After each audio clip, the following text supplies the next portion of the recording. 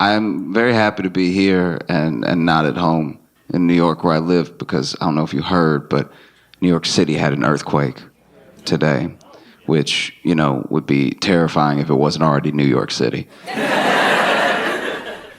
There's so much happening in New York all the time. It's fun to think about where everybody was during that earthquake, you know? There's a lot of crime in New York. Somebody was getting robbed during that earthquake. Somebody was in the middle of like, give me everything you... Don't move! You know?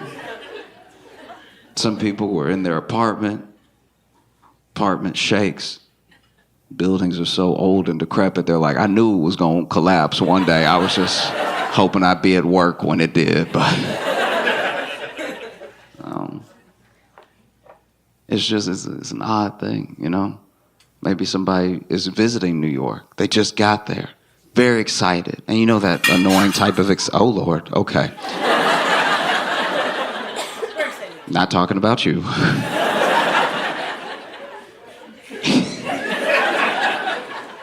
It just sounded like so much stuff. Like that, it's clearly more than one plate. Oh, but maybe somebody just got there and they're very excited. They're like, ooh, you know what I'm gonna do? I'm gonna go get some street food. I'm gonna get an authentic New York hot dog. This is gonna be amazing. And then earthquake hits. And then they are covered in hot dog water. It'd honestly be the most New York experience they could have. Another thing, I think enough time has passed that I can talk about it without it being awkward. Like, one of the weirdest things to me about 2020 in general was, you know how there's bunker people? There are people that save up a bunch of money to build a bunker in different types. Some people build a bunker underground. Some people have a different location they're going to go to if things hit the fan and everything. Some people have like a whole site that they've built and stuff. And we've always, for years, for decades, made fun of them, right? It's something that started in the Cold War because they were so sure that the Russians were going to bomb us that they started to make bunkers, and it was a normal thing. Then, as those sort of fears started to disappear a little bit, it became less common. But then there were some people who were still like, guys, something's wrong. Some bad things could happen. So they made bunkers, but then they started making it with, you know, their personal wealth and everything. And we made fun of them all the time, you know? And then 2020 hits, global pandemic that affects everyone in every country. And almost all the bunker people were like, that shit ain't real.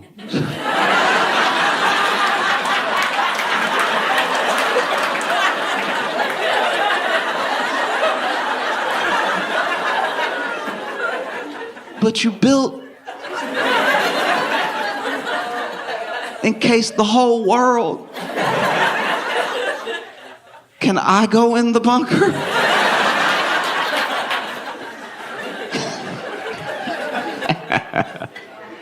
Oh,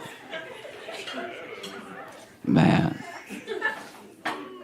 I've been thinking a lot about just the general power of marketing, of ads and everything. And I don't know about y'all, but I always feel like I'm smarter than ads. Like, I always feel like, that's ad. I can see it. That's product placement. You can't fool me. You're not going to get me. That's an ad.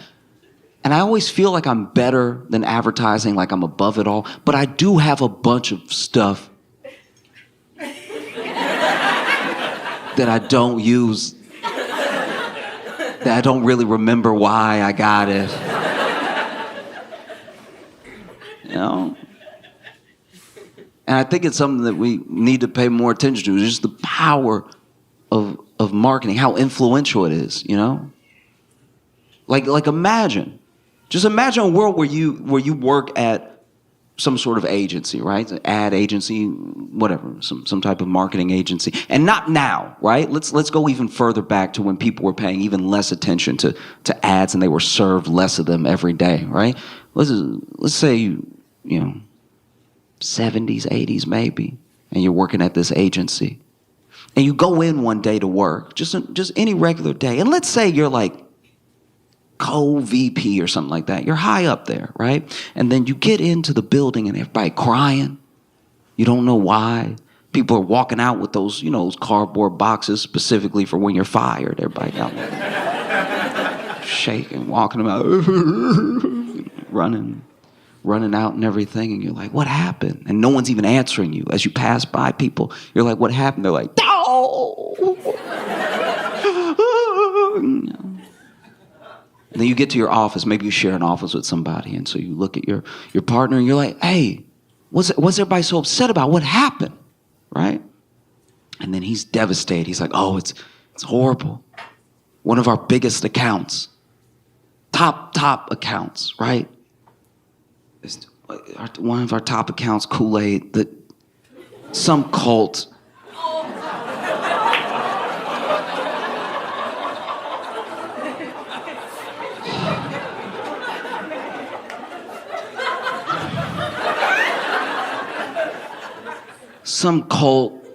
grabbed some Kool-Aid and they put a bunch of cyanide in it. They did like a mass thing.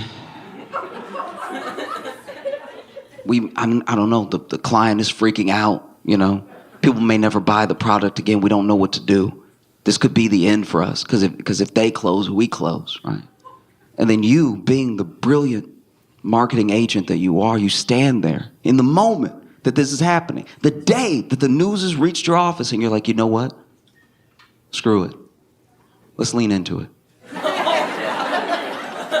They drank the Kool-Aid. It's just that good.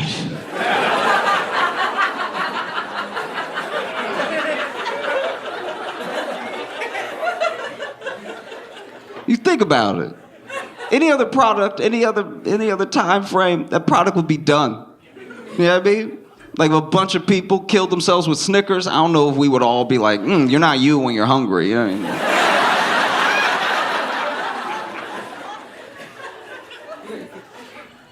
That's the power. To this day, even after a tragedy like that, to this day, people be at the barbecue like, pass me some of that red. That's some good stuff, And the thing about it is that on its own, it's not bad, right? On its own, you're just trying to sell something. You're just trying to make a buck. And maybe it's something that people will like. In an ideal world, all the marketing leads the people to what they want anyway, right?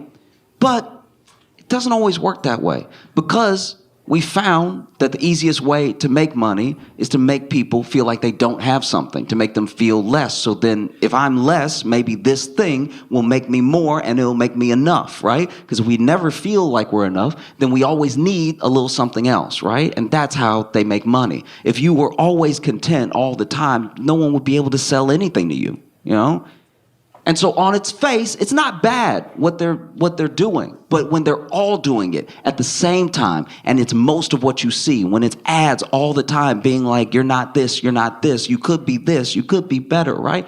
It just starts to make you feel terrible. It starts to make you feel like you don't matter at all. And I hope one takeaway that you have from the show, not just laughing, I hope that you walk away from the show feeling like you matter as a person, right? Because you do. It's very important that you feel like you matter, that you have influence, because you do, right? A world where you think you don't matter terrifies me, because it means that all of the little pieces, all the interactions that you're supposed to be having with other people are going to be missed out on because you think you don't matter, right? Like we all sometimes feel like a little cog, like a little bolt just in a big piece of machinery, right? Because the bigger picture is bigger than all of us. But you are so important. Even if you feel like you're that little bolt, you're very important. It's not the same without you. I hope you understand that. You're as important as every bolt on the door of a Boeing plane.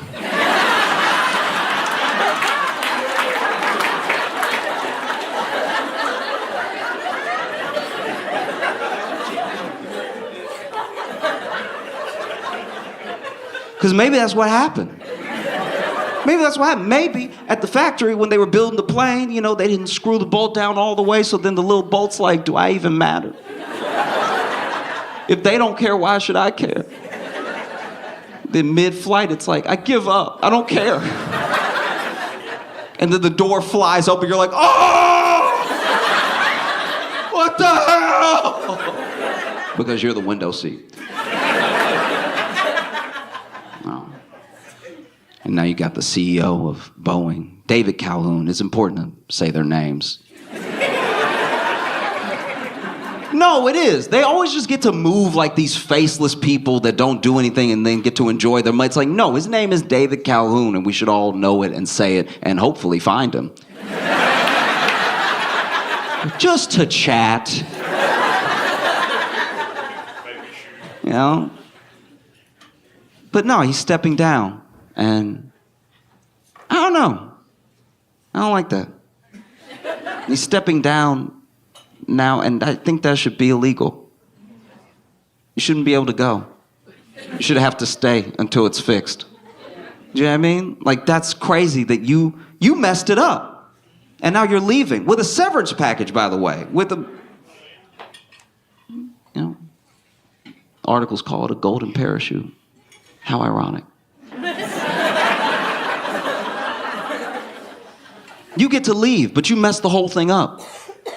You know? And I know he's not fully alone, but he's the lead. You know, when you're the CEO, you're the captain. You know? And he gets to leave? That's crazy. And he gets to leave richer for messing it up. That's mind-blowing. He should have to stay until it's fixed. This should be the last job he's allowed to ever have. Until it's fixed. You know? And if it closes, then no more work for you. And by no more work, I don't mean you get to go off and enjoy. I mean, you will not make another dollar for the rest of your life. You need some stakes to be in the game, you know? Because I had a friend actually take up for the process. I had a friend be like, but Josh, now that he's stepping down, someone good could step in. Someone that cares, someone that could fix the thing. And I'm like, are you brand new? Like, what? In what world is that going to happen? That's so crazy. I told him the same thing I'm going to tell you now. Imagine you're on a flight, right? Middle row, middle seat. You're not having a good life. And you're on this flight, and during the flight, you feel this incredible turbulence. And I'm not talking about those air pockets where you drop a little bit. I'm talking about you're hearing noises you've never heard before. It's just like terrifying stuff, all happening at one time. And it's not just like a little bump, bump, bump. You're swinging, you're slamming into things and everything. Those air masks drop down. You know, the ones that definitely don't work. I hate that part of the demonstration so much, by the way. They always put the thing on and everything, and then they're like, the mask may not inflate, but oxygen is still flowing. It's like, that sounds like something you'd say to a dead person. That's one of the craziest things I've ever heard. The mask may not inflate at all, but I promise it's still working because you won't be able to tell anyone it didn't. Mind blow. No, I swear. You know? But let's say that's happening. You're in it. They're screaming, people crying, people praying, people tearing up and everything. And in the midst of all this turbulence, the cockpit door swings open. And the captain walks out. And the captain doesn't walk out to say, hey, everybody, we have it under control. Please don't panic, right? Captain doesn't come out there to say, look, the PA system broke. I just want to tell you myself, we're all going to make it. We're all going to be okay. I'm going to make sure we make a safe landing, right? The cockpit swings open and the captain comes out to say, I've decided to resign from my position as your captain. It's been an honor, but I can no longer uphold the standard of this plane, and so I will be leaving. Wearing a parachute, by the way. He's wearing a parachute while he's talking to you. He's wearing a parachute while he's talking to you, because I'll be fine. I'll be fine. I know I messed everything up, but I'll be okay, okay? And then he jumps out of the already open door. No, shouldn't be allowed.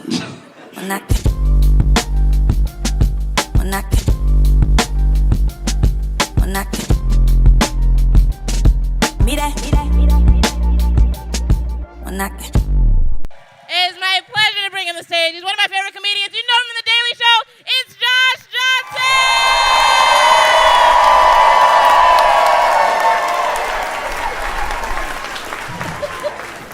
I wasn't. I just finished. I had no idea the Diddy documentary would be episodes. Episodes.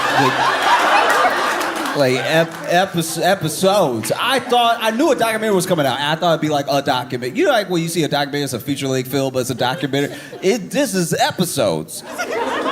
50 Cent produced a documentary about Diddy that he's apparently been working on for a decade. And it has episodes. I've never hated someone for episodes.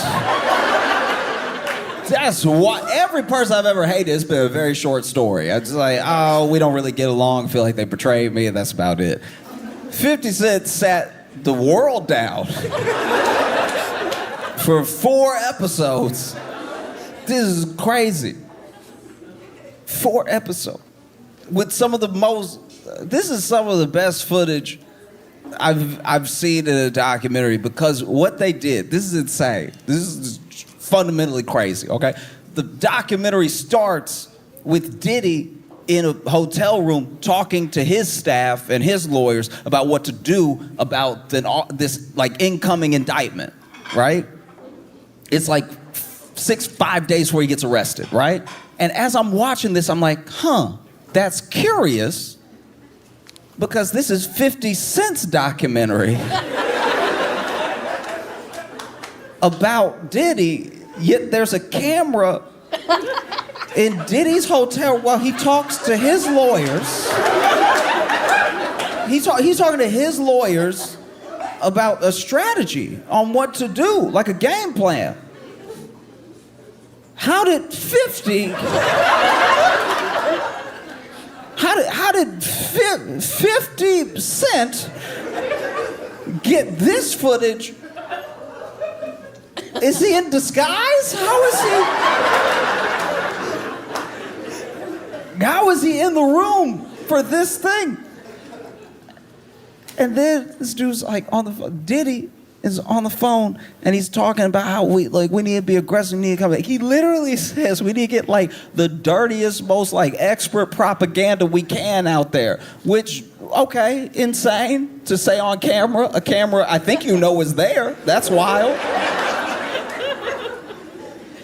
I just had this question in my head of like, how did they get this footage? Turns out that Diddy was making a documentary and he had started recording everything because this documentary was going to be about like his comeback, right? So he's like covering everything himself, recording everything himself, so he has his point of view out there, right? So then he was going to make a documentary. He thought he was going to beat everything and then make a documentary, release that documentary, and then get everyone on his side again.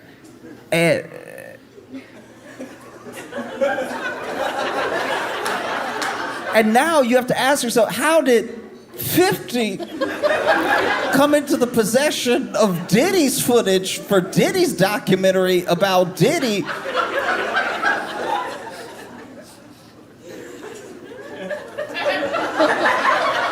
This is crazy because he's making a document himself, but then he took that documentary.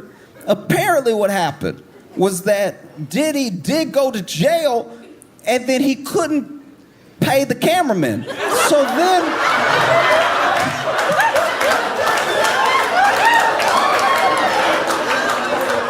So then 50 was like, I'll pay the cameraman.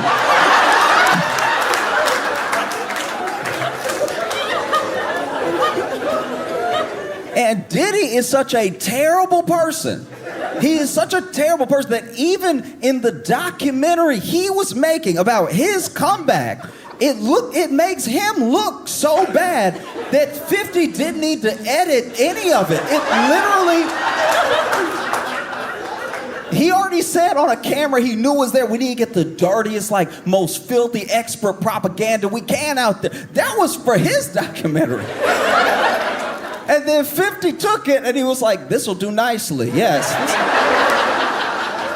This is fantastic. Because I was sitting there, I was like, because also, the other thing happened. So he gets off the phone with his lawyers, gets off the phone with his team and everything. And then he stands up and he's looking out the window And out the window, he's like, gotta be like 26th floor or something. He's like in like a high rise, and across on the roof of another building, another tall building, but on the roof of another building is just, Diddy is looking out the window to another building, and on top of that building is just the police.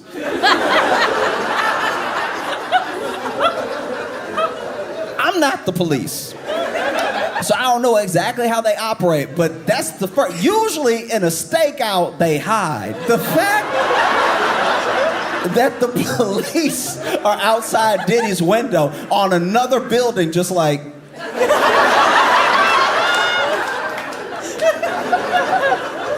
This is crazy. Once again, this is his footage. His footage. That's wild. 50 Cent has been promoting this documentary with glee. He's been going because he hates Diddy so much. He hate Diddy. You think you hate stuff. You do. You think you hate things. Ooh, I hate racism. No, not as much as 50 hates Diddy. Oh, I hate sexism. You haven't even met sexism if you compare it to how much 50 hates Diddy. Oh, I hate olives. You love olives compared to how much 50 hates Diddy. Not ready for how much 50 hates Diddy. He hates his, first of all, he hates some episodes. He hates this man. Episode after episode, he hates him enough to get good footage. Narrative stringing footage, complete through line footage, never before seen footage. Man, he hates this dude. He's been promoting, he's been going everywhere, going on talk shows, everything. Goes on all these talk shows. This dude went on like MS Now, whatever they're calling it, and he's talking, I think he was talking to Ari Melber, and Ari is asking him, you know, just seems like they're having a conversation about like him specifically, and they were like, do you have any like heroes, people you look up to? And from what I could tell, 50 was basically like, I have people in my life that have accomplished things that I would like to accomplish, but I don't put anyone up on that level to just like call them my hero. You know, he doesn't like deify a person like that. And then Ari asked him, what about like in your life, have you seen any like villains you don't want to be like, people you don't want powering your life after? And he was like, he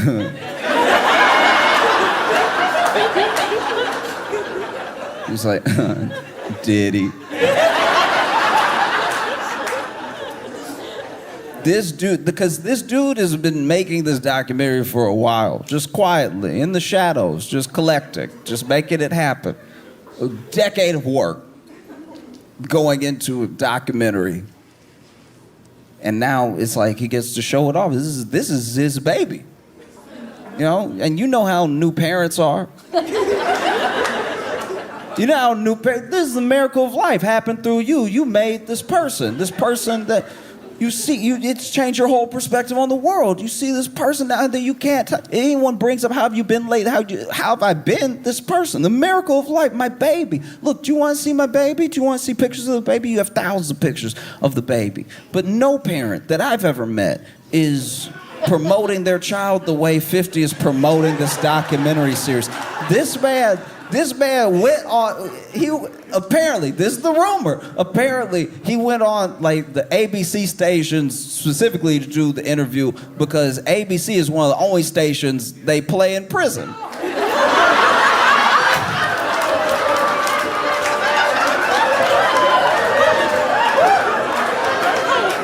This is a biblical amount of hate. Cain didn't hate Abel this much. This is wild. He is doing everything but looking right to the camera, smiling and waving at Diddy. This is insane. This is wild. He's smiling so hard. I've never seen him smile like this.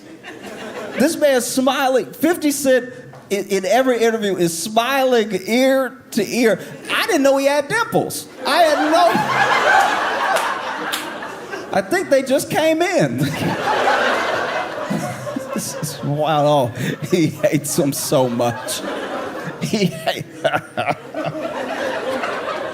Oh man! Wow. He hates him. So like, I've never seen hate like this, and to produce something that is both like a product of your hate, because most hate is fruitless. You know, people talk about hate, and one of those famous quotes: "Hate is drinking poison and hoping the other person will die." Apparently, hate is also making a documentary series detailing how much everyone else should hate this person.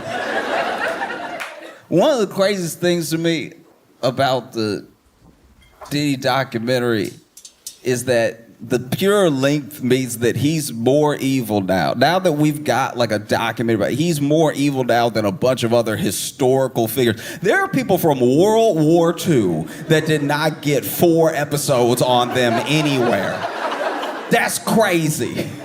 During the trial, I don't know if y'all saw this, but there were some people that were they were out there saying like free Diddy.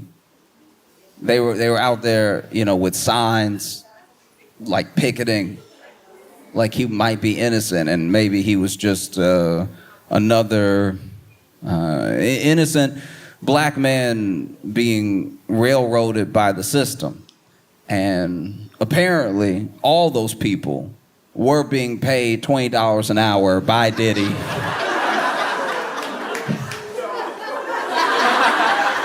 Here's the thing. This is what's so funny about that to me, is that like,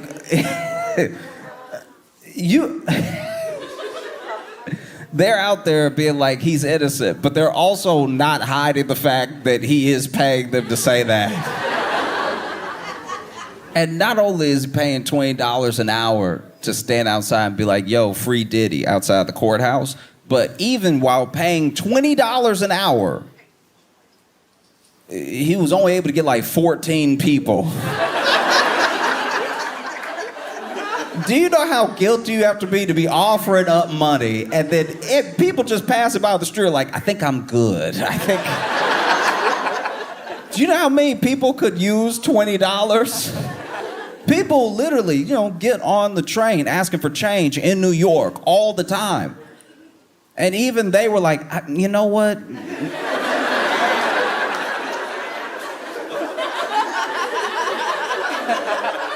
Not every $20 is a good $20.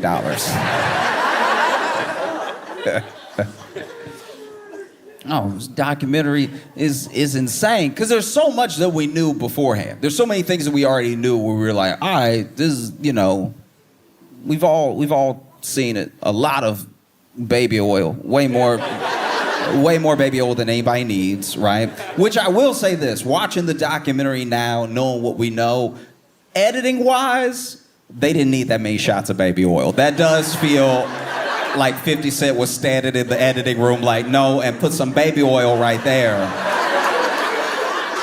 No, they mentioned baby oil, so go ahead and throw to the baby oil. Okay.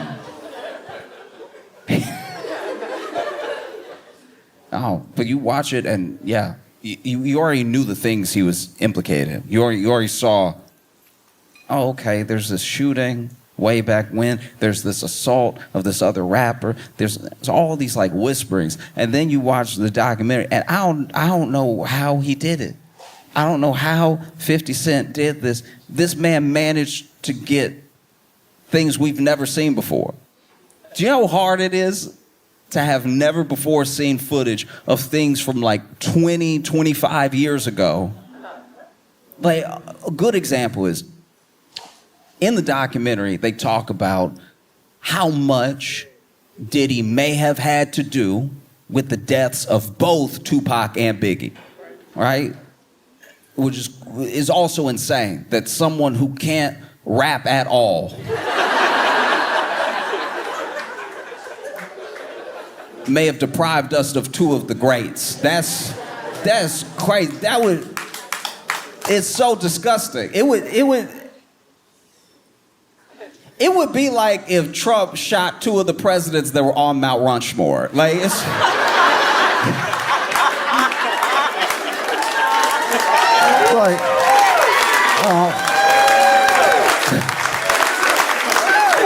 And then years later, we're just sitting here like, not Lincoln. How you gonna do that to George Washington? No, it's wild. And so in the documentary, there's like footage, never before seen footage of moments leading up to the deaths of both Biggie and Tupac. I can't describe how hard it is to come by things we didn't even know existed. Both of these were police investigations. The police investigated, not hard, the police investigated both the deaths of Biggie and Tupac, and somehow 50 Cent found footage. I've never in my life hated somebody enough to find footage.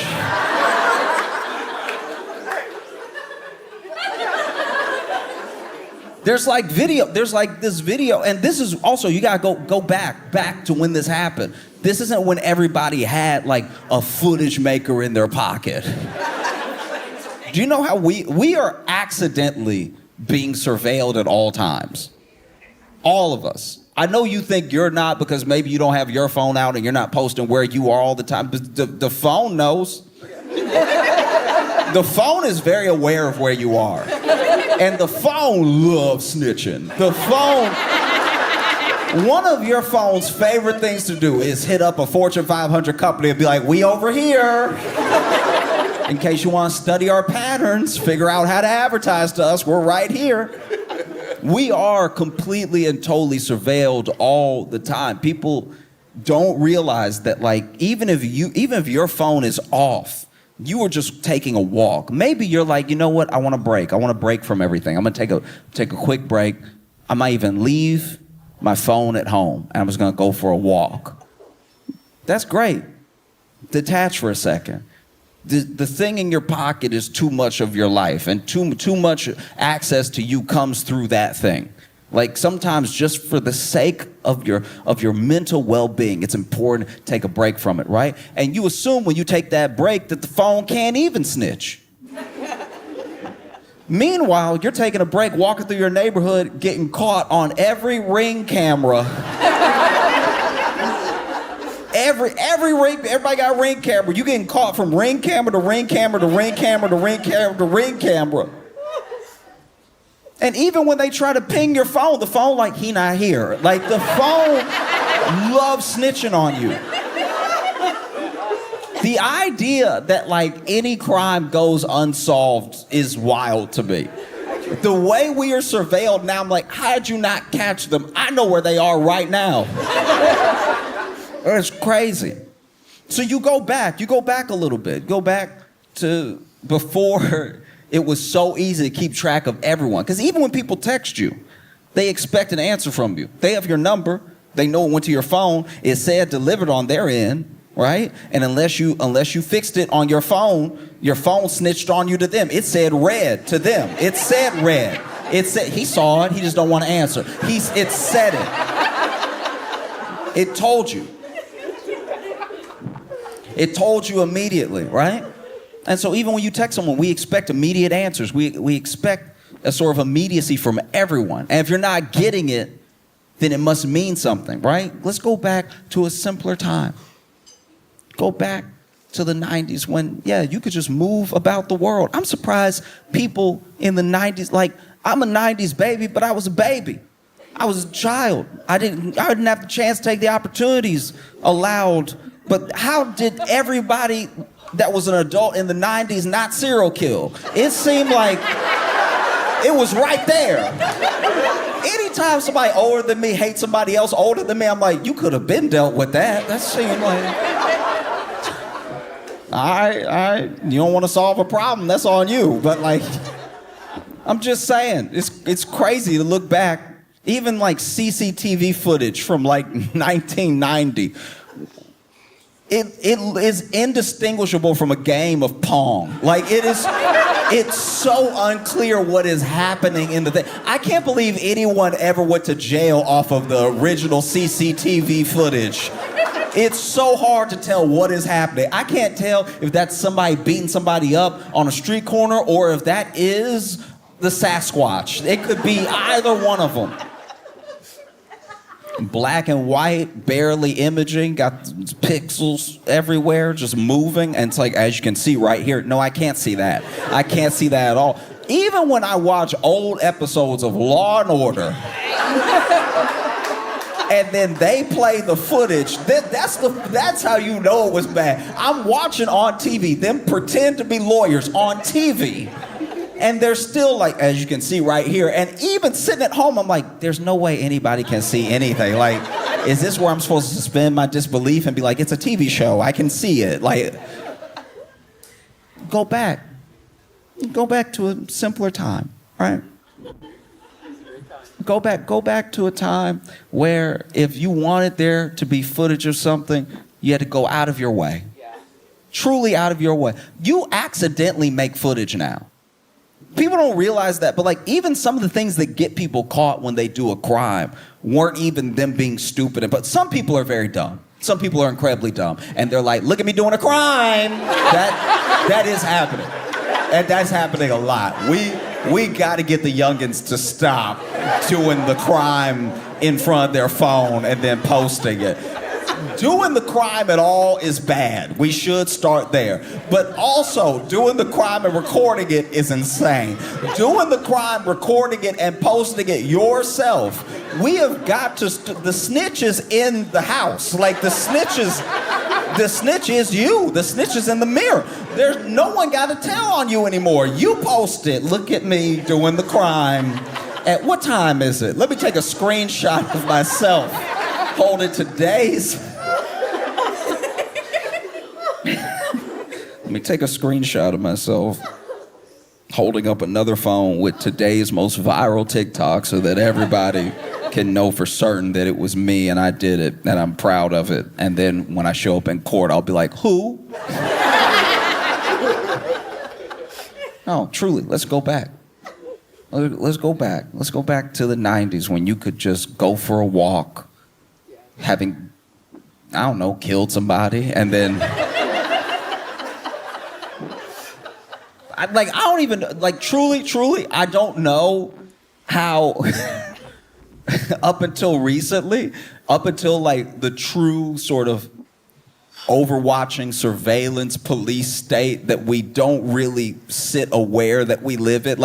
Until then, I'm blown away that a cop ever solved a crime. That's true detective work. If you go back to the 90s and you're like, there's footprints. Let's check the footprints against the shoes that have been made in the last 10 years. Like, all that stuff is like real detective work. And when they caught someone, I think I would have been like, wow. How? This is crazy. Police now, they're just like, that looks like him in the video he made. I'm just saying, he said his whole name, so it might be him. You know, like him and this dude, they had beef, so then he beat him up on camera, recorded himself beating him up because he thought it would look cool, and then held up his own driver's license and then posted it to Instagram. It just seems like an open and shut case. Police work back in the day seemed like real work, I guess. Like, that's... How'd you catch anybody? They weren't here for it. Then you got to track down the people. Then you got to get interviews out of the people. The people don't want to cooperate because they're more scared of this person than they are of you. And then you got to connect dots. You got to wait for DNA stuff to come. The DNA testing wasn't even like that good up until recently. There was like bad DNA testing. The early stuff, they were onto something, but it was bad. They'd send it off, and the test results would come back. It is blood.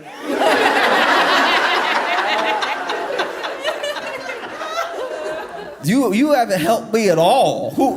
Whose blood is it? Somebody red, I think. Like, it's gotta be somebody red. Because the whole thing was red, so.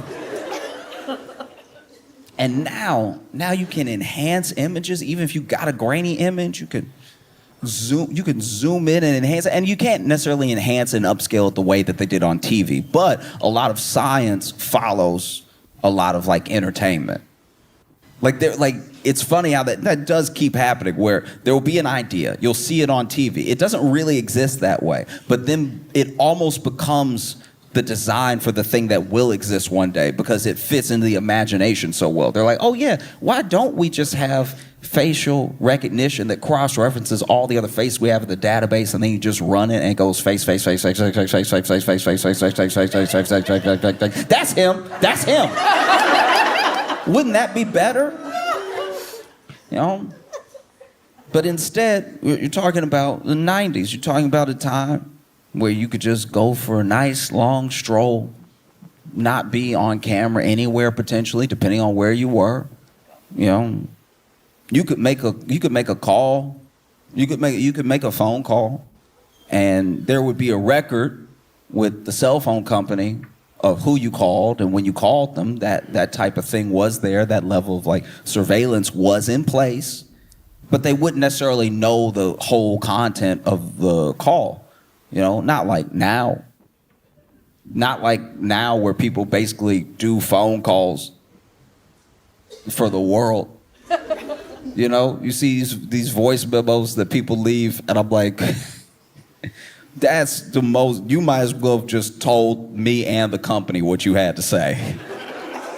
People will leave a voice memo, and some of them are very sweet. I always love getting a voice memo. I'm just saying, they've already got on your phone, we'll summarize everything. We'll summarize it for you.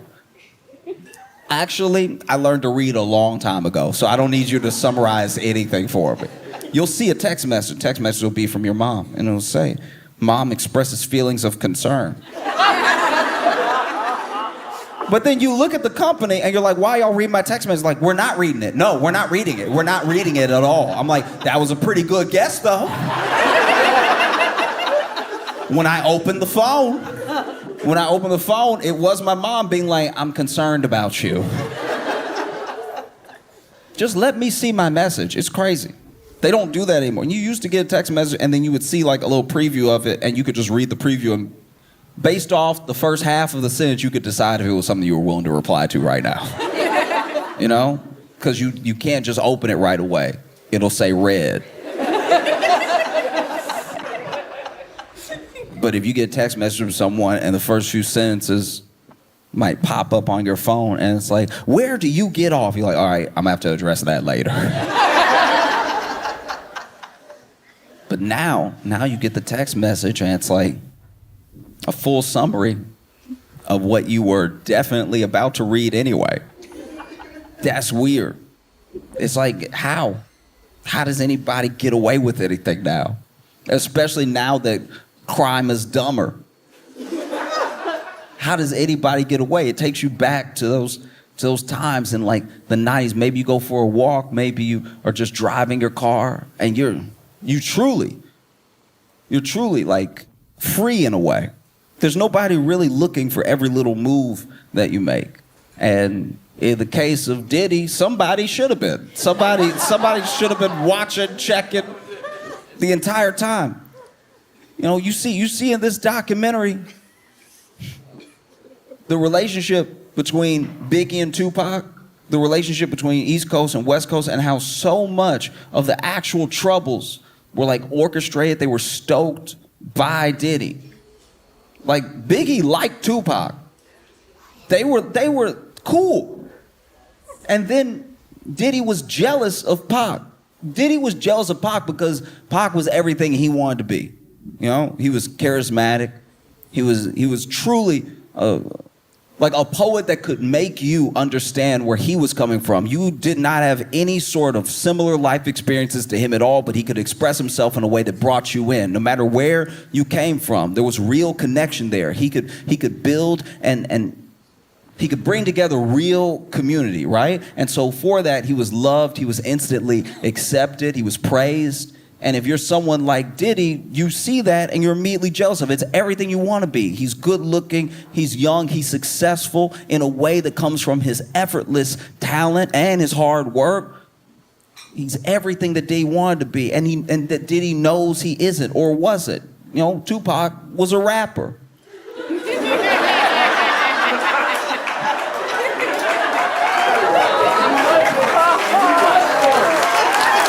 you know what I mean? Like, Diddy, I know Diddy want to rap.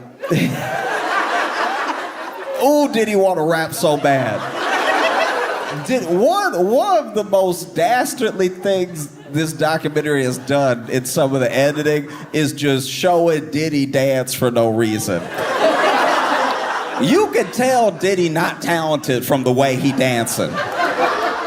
I know it's a harsh statement to make, but Diddy dances. Diddy dances like Tom Cruise from Tropic Thunder. Like Diddy. And Tom Cruise was on rhythm. You know what I mean? Like Diddy was over here in the documentary.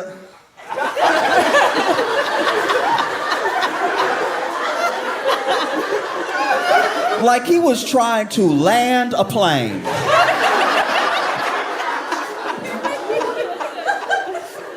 I was sitting there like, what am I watching? I'm just saying, you go back to that time, right? Go back to the time in the 90s when your phone was just a phone. Like the cell phone, it was only a phone. You could make a call and play Snake. Maybe Centipede if you were fancy, but like that's all it was. It had that stick that came out of it, the antenna that shot out of it that for some reason wasn't out all the time. Why would you not pull it out all the time? If you want to have a good call, why do you need to pull it out? Shouldn't it just come out every single time? And then you would drop it. You drop your phone and it was not a big deal. Look at people that drop their phone now. This is how you can tell we're all addicted to our phone. Watching someone drop their phone is like watching somebody drop crack down a drain. They're like, oh!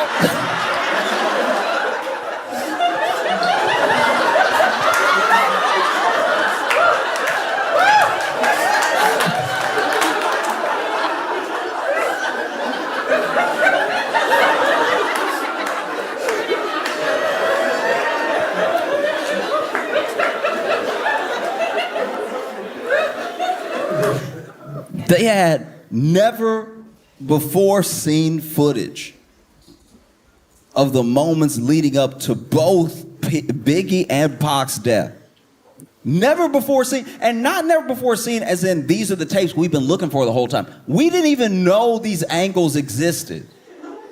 That's crazy. And that's very hard to do.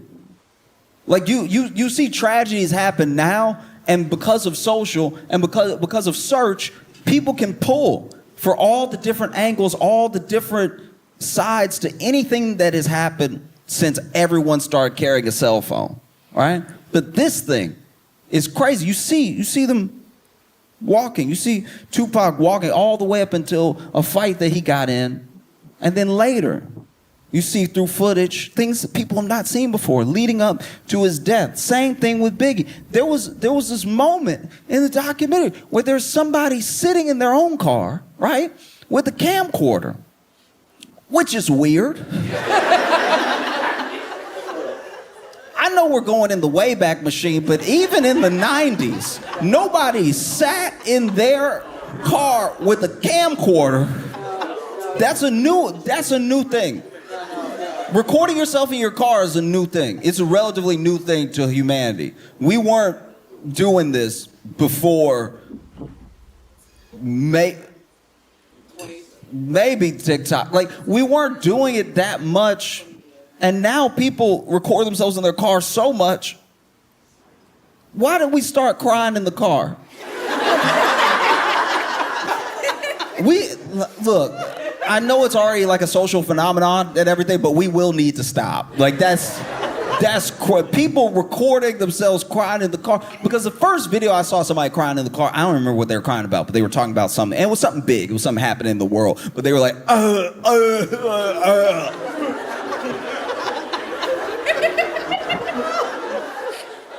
And I saw them in the car.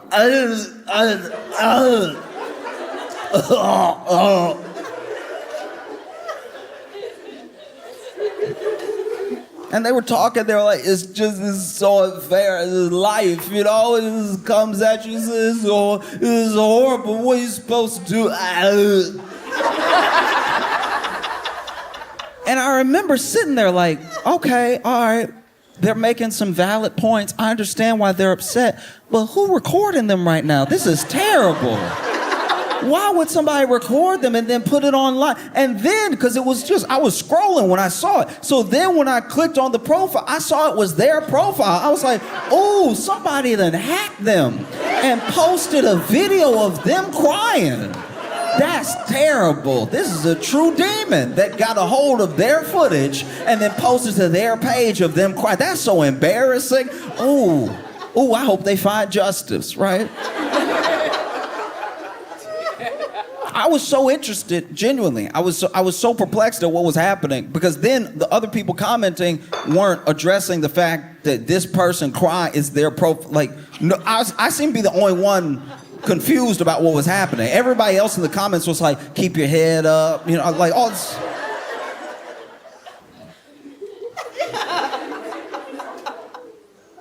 And so, look, I was curious about how this was going to develop because I've been, you know, witness to many of my friends that have been like hacked, especially when Facebook was like young, and then somebody would get on your Facebook, they type out a bunch of things on your timeline, just like dumb stuff, and then, you know, you would get them locked out, you get back on and everything. So I've seen this before, but I don't know. I was so invested in how this person was gonna come back from this that I did follow them, right? I hit follow just to be, because I'm expecting any day now they're gonna be like, hey, somebody, you know, broke into my account and posted me at my weakest moment. Thank y'all for the support, and so I followed.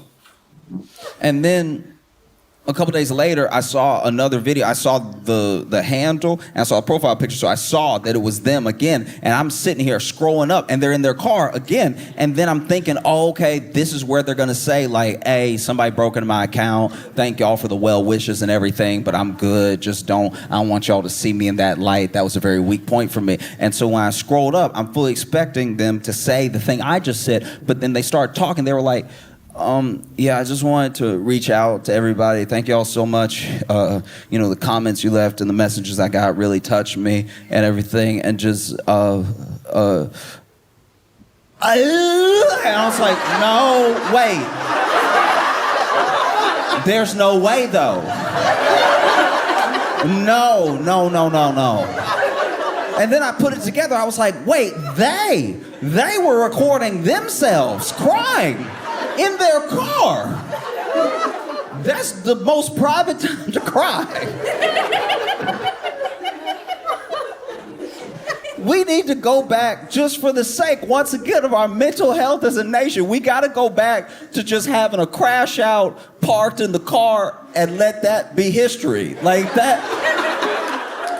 You are not your best when you cried in your car. I would throw it out there that maybe you don't want people hearing what you have to say when you're to the point where you break it down, parked in your car somewhere. Stop broadcasting. This is bad. This is very bad. Because it's not, I've never seen a cry in my car video and been like, oh, yeah, that'll change things. I'm just saying, like, if you in the car, right? If you're in the car, and you are upset, it's understandable. This life is hard, and sometimes people feel like they gotta walk it all by themselves. They don't know the support they have, they don't know the people that they have in their life, and in those moments, there's an opportunity. You could use that time to reach out to someone and tell them that you need help. You could reach out to someone, and even if, I'll even pitch this, if you're very bad at asking for help, right? Try to help someone else. Because the same bond that leads you to help someone else will then have them looking out for you whenever things are down for you, right? You have this thing in your phone. You have this thing. It's incredibly powerful, right? It tells everybody where you are. Government, friends, everybody. Everybody know where you are. Everybody knows where you are. Everybody knows. People you don't know where you are. People you've never met know where you are. Right now, they know you're here. Like, people know where you are because it's in your phone, but you also know where other people are. You can reach out to people. You need help. This could be a way that you get the help that you need. It could be. Or you could buy one of those little dashboard stands.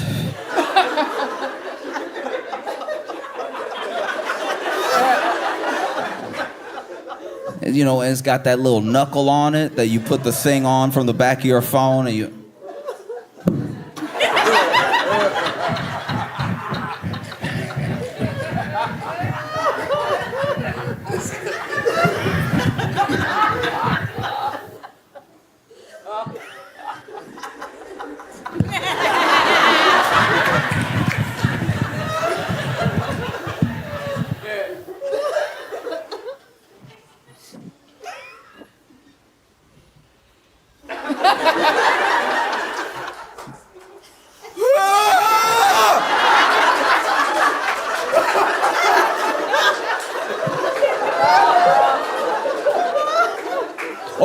Or you could do that. You could do that. That's an option.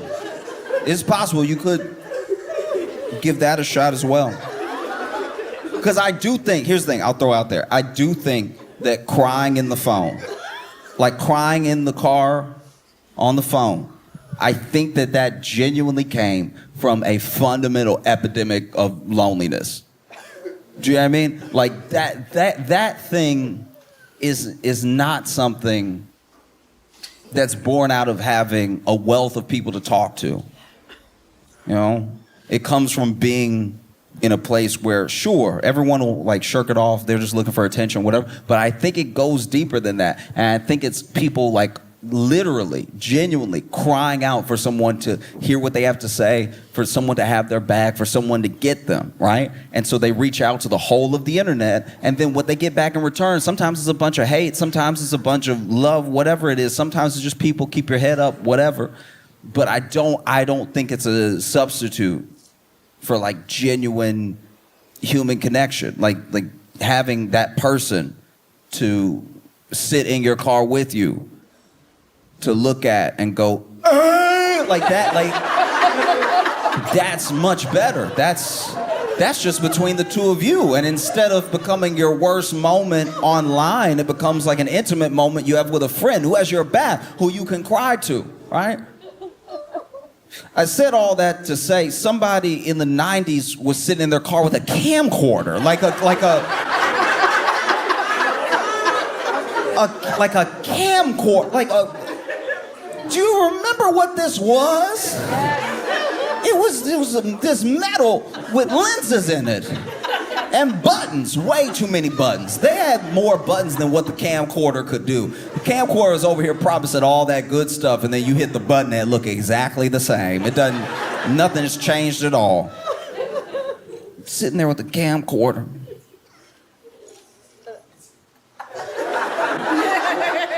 Because the camcorder had that strap. It had that strap right on the back, so that way, you know, you could do some real journalism, some true video journalism. You know what I mean? Some people had the camera and they had to hold the big thing and they got to put their eye into the little pocket. Not with the camcorder. Camcorder even had the little screen popped out. And so you just had it ready. Bow! I see everything. Where were these cameras even from? It's crazy. Where is the camera from? Because there's a thing that had never been aired before, where someone is in their car and they're like, is that Biggie? And then you hear pop, pop, pop, pop, pop. Oh my God, they just got shot. Somebody called somebody. And then you hear like someone who's like in the car calling 911, but you see from their perspective, first of all, who are they? Where have they been this entire time? That's crazy. Where did they? Maybe there is a chance that in all of this investigative, in the long time, apparently like a decade, that 50 Cent's been working on this documentary, that somebody somewhere was able to pay somebody for something that they had never given anybody before. And there's also different reasons why you might hold on to something. Imagine you're there when something like this happens. You may not want to broadcast it to the world that you were right there and that you saw something on tape, because they didn't see a person, they just saw that these shots were happening, right?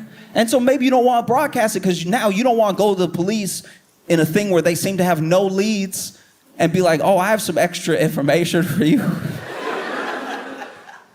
Maybe, I don't know. It's plausible, but it seems just so wild that these two moments would meet up. That somebody would just be recording in their car with what had to be like a camcorder. Who just walked around with a camcorder in the 90s like that wasn't shooting their own document? Like, just in the car with the camcorder all the time in case something happens. Fast forward to present, and it ends up in this Netflix documentary about Diddy. Maybe that's what happened. But what seems just as likely is that 50 Cent time traveled back in time.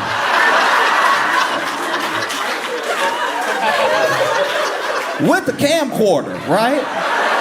Because you don't want the resolution to be too clear. People start asking questions. Time travel back in time, sat in the car and point the camcorder in the direction. Oh, is that Biggie?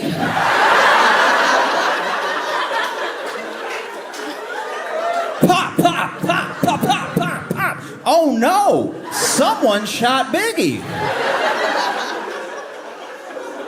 I'm gonna go back to the future.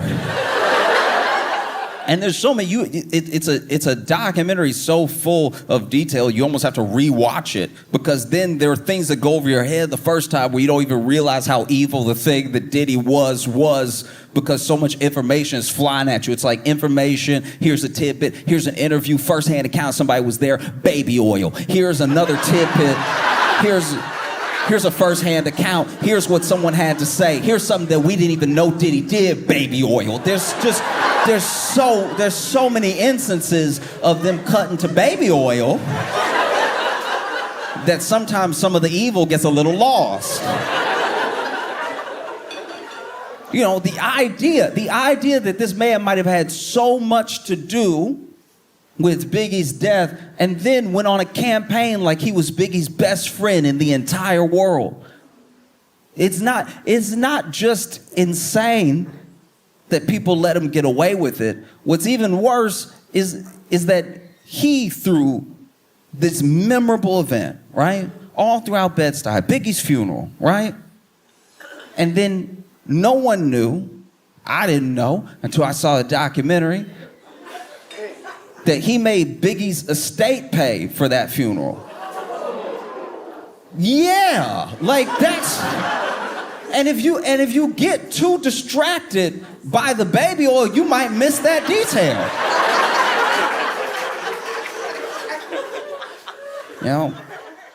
And it's a scary thing that what gets revealed in this documentary isn't just how bad Diddy was, it's also how bad so many of us want money, fame, something he could dangle over people that really let a lot of this abuse keep going, that really kept a lot of his secrets, that really kept people doing whatever it would take to be in the loop.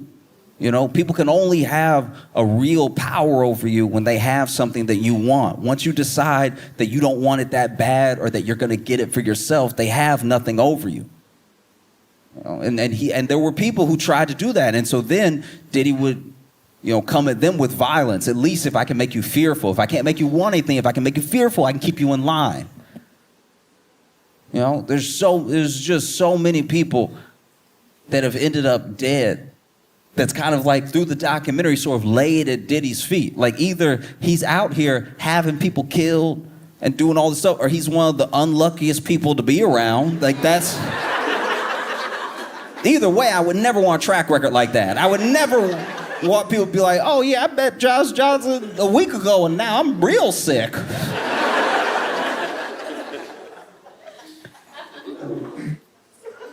One of the things that's so harrowing about the documentary to me is that you see how long Diddy got away with things that people are saying plainly that he just did.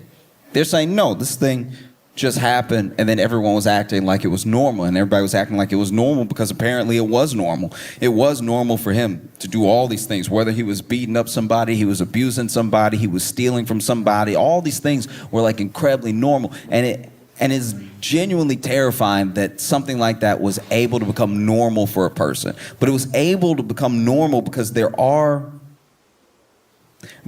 in instances, it's a hard judgment to pass, but there are certain instances where you see a shade of someone who is big and bad and powerful and using all that power for evil, and you see a shade of that in even some of the people around them that they might be mistreating. There were plenty of people that were like cool with all this mistreatment until it came around to them. Or they were cool with everything that Diddy was doing. As bad as it was, they could look the other way, they just wouldn't acknowledge it, but then they got fired. You know?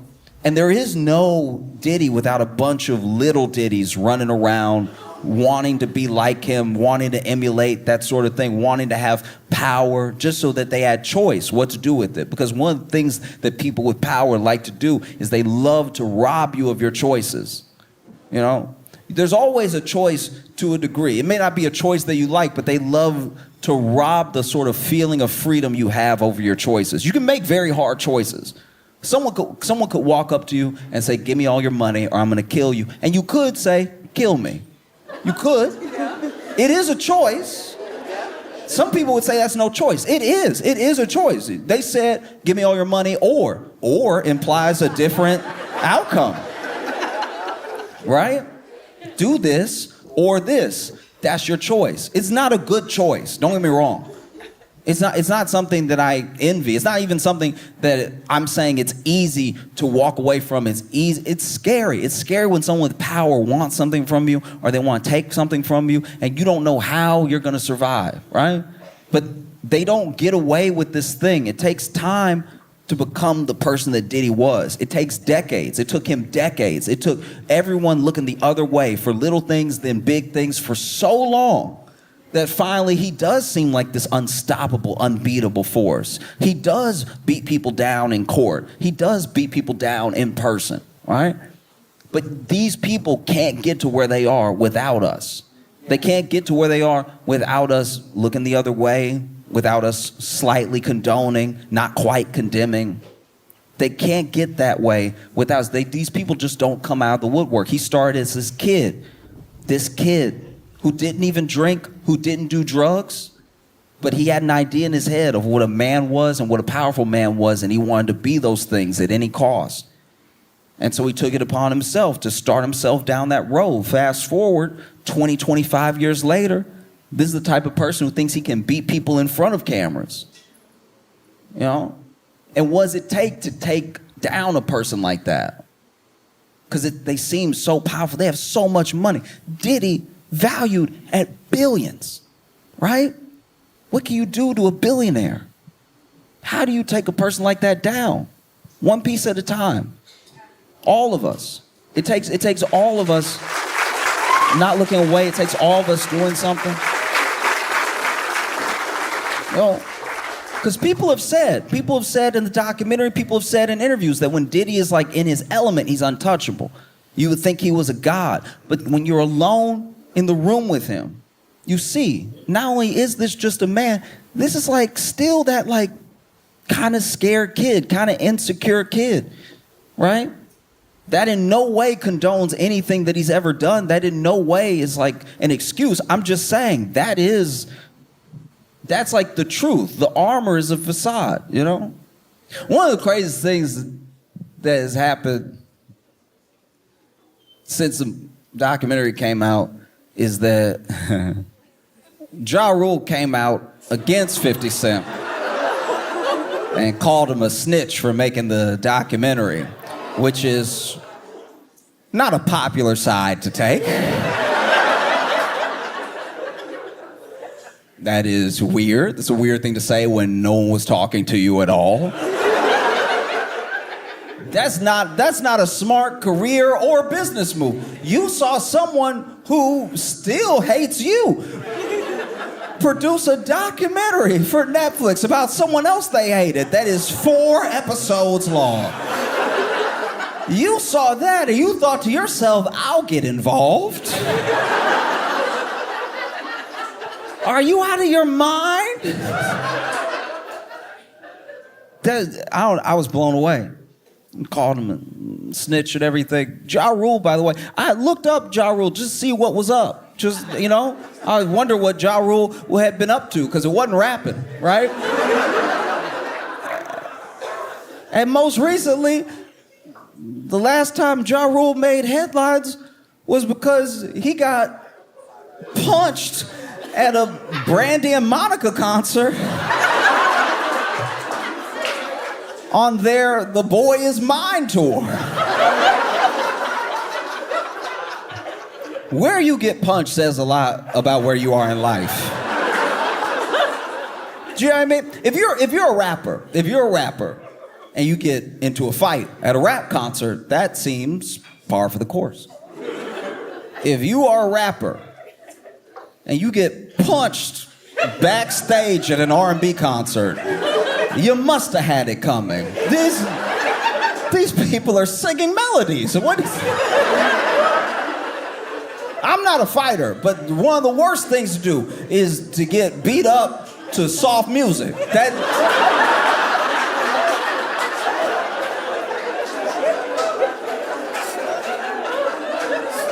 Imagine now. Imagine I went to a gospel concert and got slapped.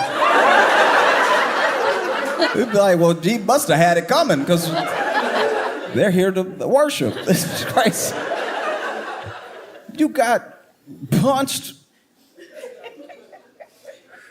And then he posted a video of himself, you know, smiling at the camera, showing he didn't have like a mark on him or anything, which would be badass.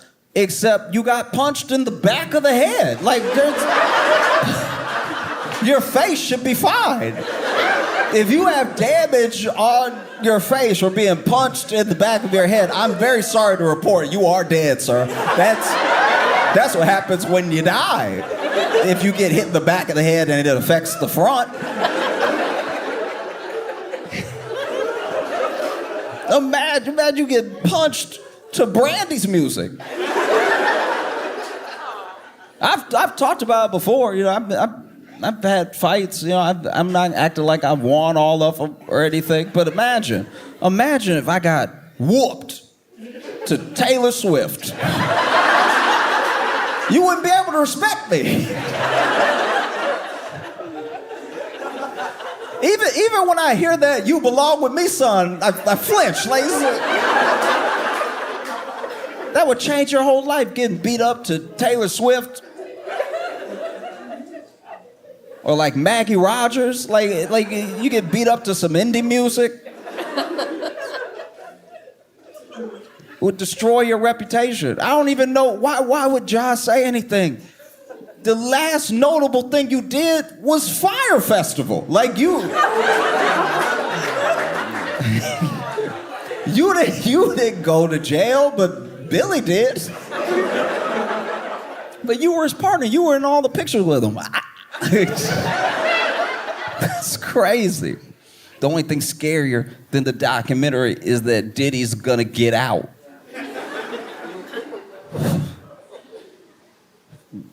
I'm terrified. I've been talking reckless. I really thought he was gonna go down. I was positive. I was positive. I was so sure justice was gonna prevail. You know what I mean? This is crazy. This is so insane. The American justice system had one job, right? One job. Finally, a black dude did everything. And somehow this is the one that slips through the cracks. That's crazy. Do you know what I mean? Do you know how many people I know have been arrested or gone to jail for something slight? It's like they barely had it. But then a jury was like, maybe they did it. Let's send them away. Diddy and OJ are the two people that I've seen where I'm like, guys, what? What? This is crazy. You watch this. It's insane. You watch this documentary and you're like, wow, this dude is a true demon. Like in every sense of the word. Like he's so evil. It's horrible. It's horrible, the things that he did to people. There's never any excuse for it. No matter what your childhood was, no matter how much you're lacking in love, no matter what trauma you've been through. There are people who have always had it worse than other people that don't go about doing like evil business. And because I believe in like forces in a way. I do believe that there are some people that are so pulled to like the worst of their nature that they'll do whatever it takes to feed an ego, to keep a side of themselves quiet that makes them question the things that they're doing, you know? But I also truly believe in balance.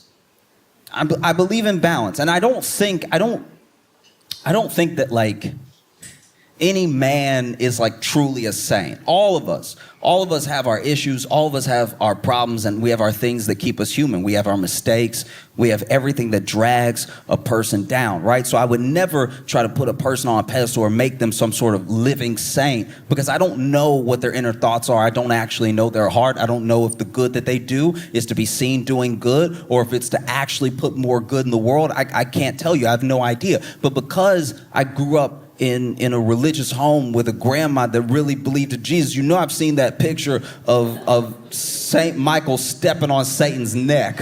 And I don't know, it just kind of feels like that's what 50 Cent is doing to Diddy. You know what I mean? Like, got the sword and everything.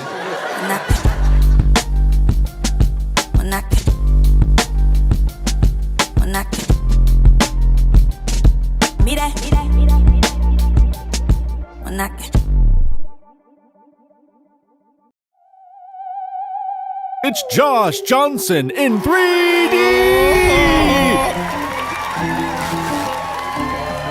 Ooh, I'm in 3D. Good popcorn. I've lived in New York 10 years now. And in that time, there's been some truly amazing things that have happened. This is an incredible city to live in, you know, for the people who are from here to be from. And in those 10 years, a lot of horrific things have happened. Because this is a terrifying city to live in. Terrifying to be from. Like, I don't know who else has been mystery dripped on. Okay, in case you visited from out of town, I couldn't see everybody who's not from here. Look, mystery drip is when you are going about your day, you know, and you just walking, and then you feel something, and it hits you wrong. It's not. It doesn't. It's too far away from the building to be air-conditioned drip, but it's also not raining. And it's a little heavier than water, like it hurt a little. You're like, and then you touch your head or wherever it landed on, and you pray you don't see what it is. You pray there's not a color to it.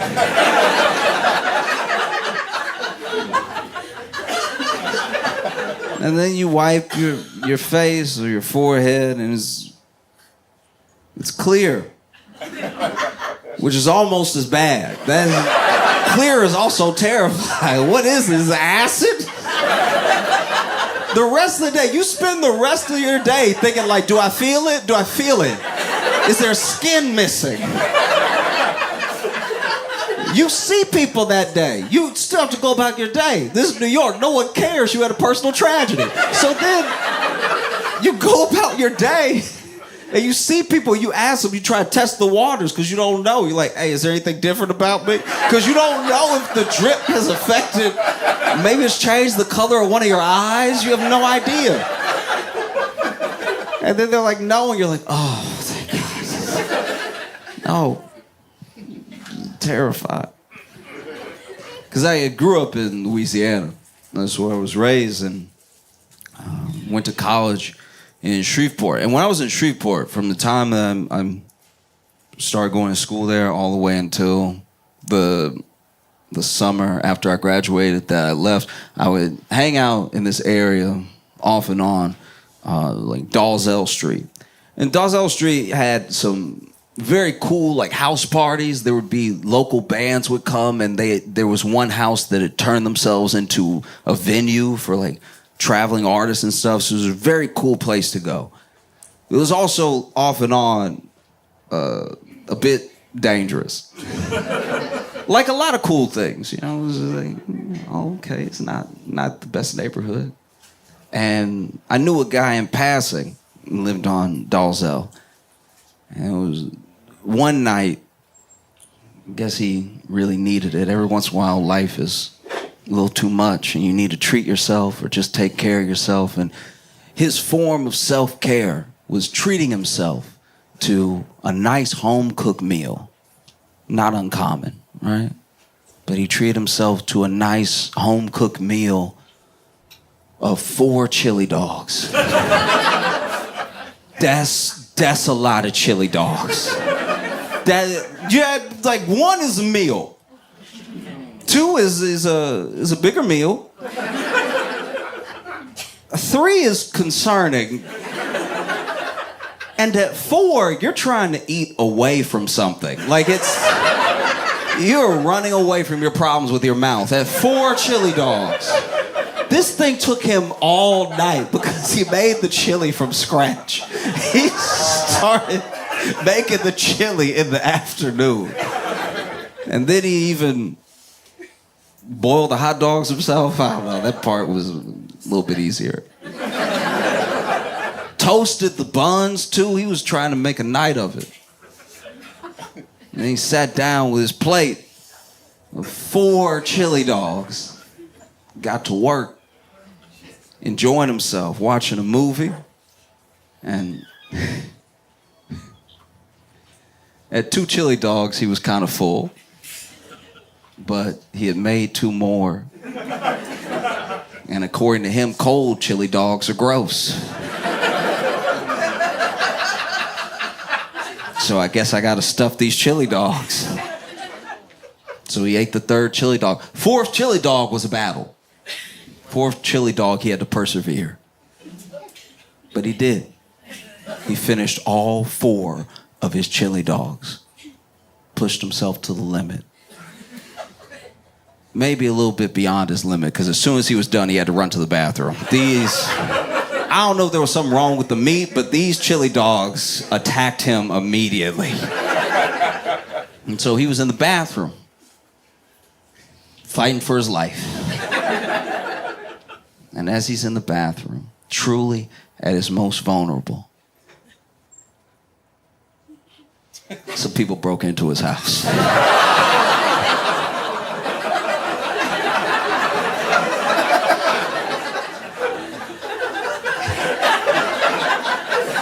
That's a tough one, because, like, what do you do?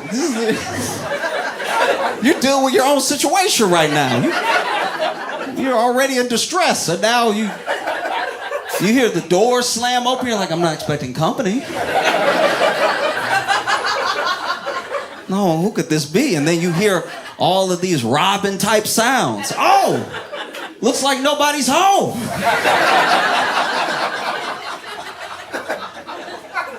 Now what do? You just sit there listening to them. This dude's in his house and they don't think anybody's in there, so they talking loud, critiquing him. They're walking around the house. Oh, this is a big TV. Wow, this is a nice model and everything. He got Gone with the Wind on DVD?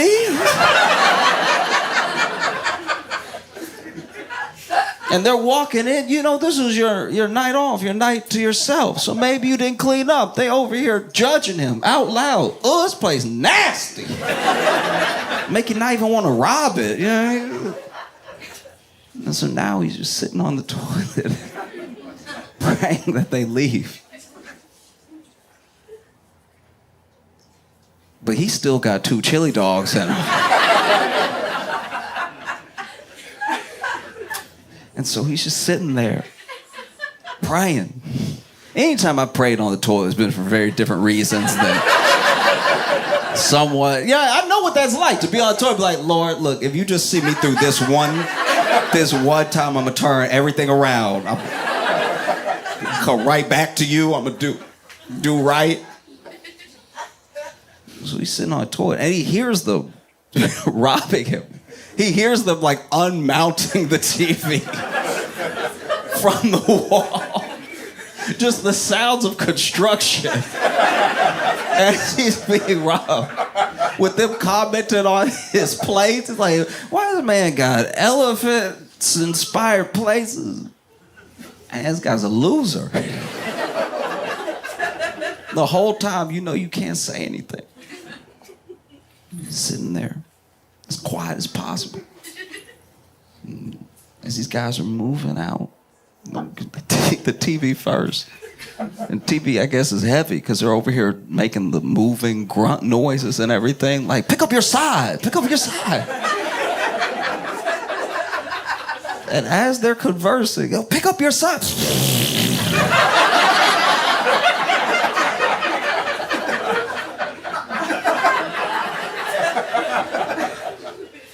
He couldn't help it. He's still full of chili dogs. They stop and they're like, hey, wait, hey. Stop, did you hear that? And now he's very scared. Now he's like, oh God. He's trying to be even quieter.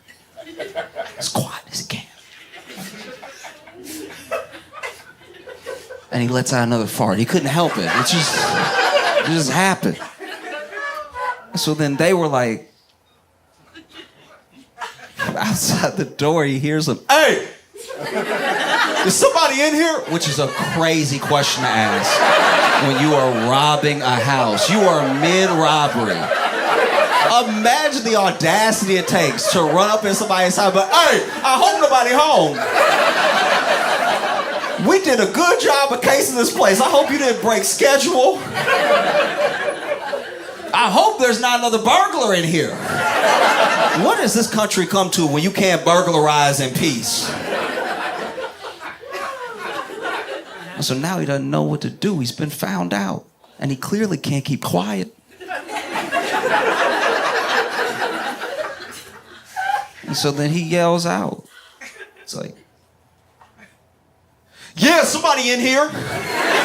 It's impossible to sound tough on the toilet. That's never gonna happen. This man tried to hit all the bass in his voice, try to be tough on the toilet.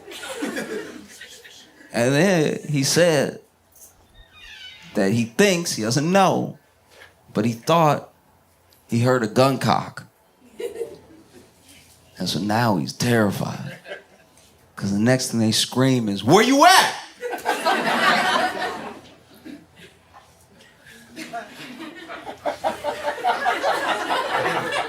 And I don't know why he said it. He doesn't know why he said it. But he yelled out right at the bathroom door, come find me!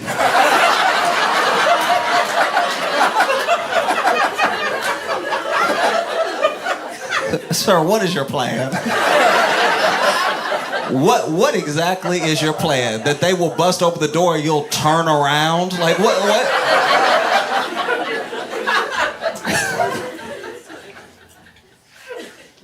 And so, because he had screamed from the bathroom like 2-3 times now, they basically put it together. And then dude who was doing the yelling for the group was like, you in the bathroom?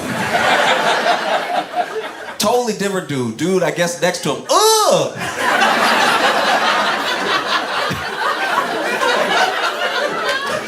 He boo-booing in there. That's what we heard.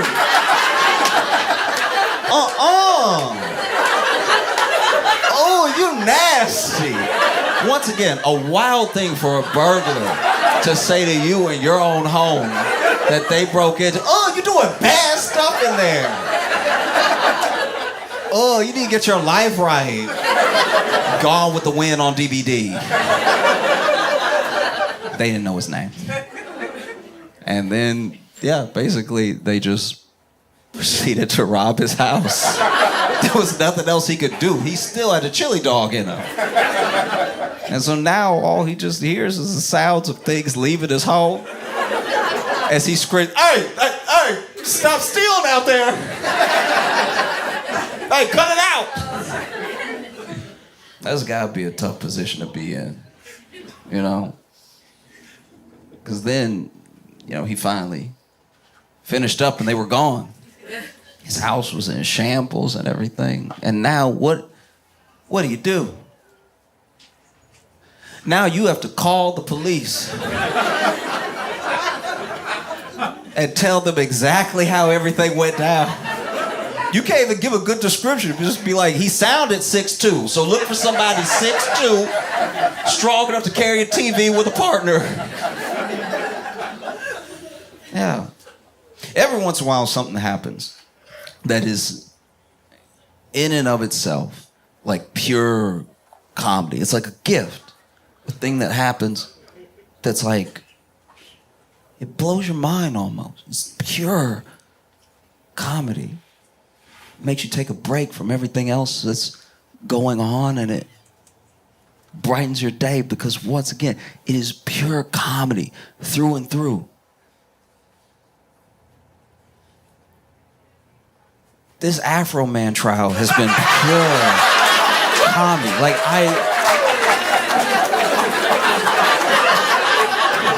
I haven't seen anything like this before. Maybe we won't see it after. This is crazy. All right. Okay. All right. Look. In case you don't know who Afroman is, you have to come back with me to the year 2000. In 2000, this artist named Afroman, apparently, I don't know everything that went into him almost being at the brink of quitting, but apparently he was about to quit making music. This dude went to a party and had a bunch of his music with him. It was physical back then. You could hand somebody music. It wasn't all in the air. You could hand somebody, I don't know. I hate telling people that are younger than me what life used to be like because they look at me like I am from 1645. Having to explain a CD to a person should be a hate crime against... It's ageist to have to explain what a CD is to someone who still has really good joints. It's like... It's infuriating. It's like their skin is tight and they don't know old technology. Infuriating. And so, yeah, he shows up at this party. He's got a bunch of his music with him, and he's straight up just giving it away. He's just handing it out. Just, here, you can have it. You know? And people took it, and one of the songs on the CD that he was passing out, maybe cassettes.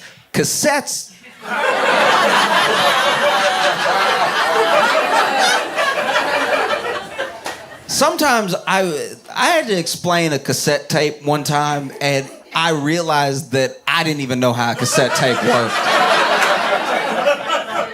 They were like, why they call it a cassette? I was like, because it's in a case. Because it's a case and it's little, like it's a cassette because it's in a case, but it's like a little case. And it's dainty. It's like a dainty little case. It's a cassette, you know, for respect because she's a lady, you know, so. Cassette, and then they put the tape in the cassette, and then there's teeth in the tape.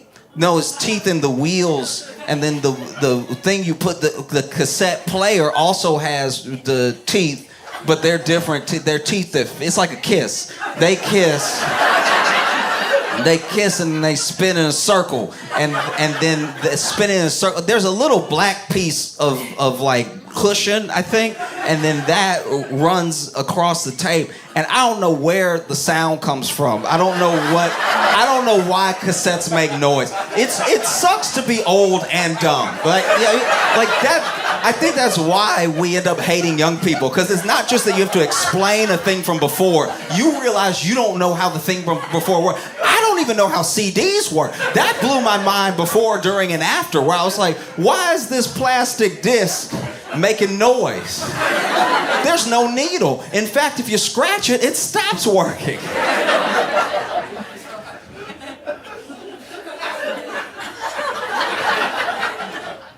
But it has teeth, and so then the teeth kiss, and then you close it, and when you close it, it's supposed to make a slam sound, like a close hard. And then you hit play, and it plays. I don't know. You put it in the stereo. You know what a stereo is, don't you dare. They still have stereos.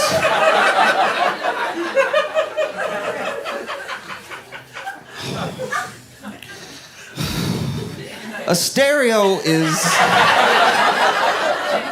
a Bluetooth speaker before Bluetooth. Back before blue or teeth, there were stereos.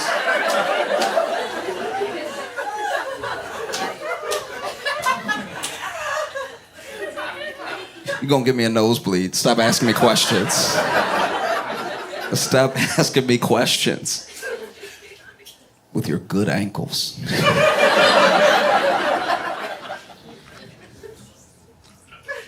Afroman was at a party.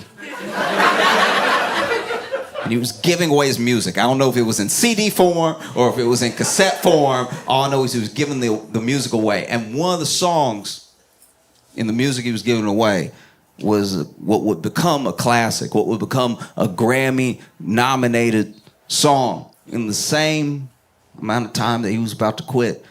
Afroman is known for the song Because I Got High. Because I Got High is the anthem of anyone who's ever been late.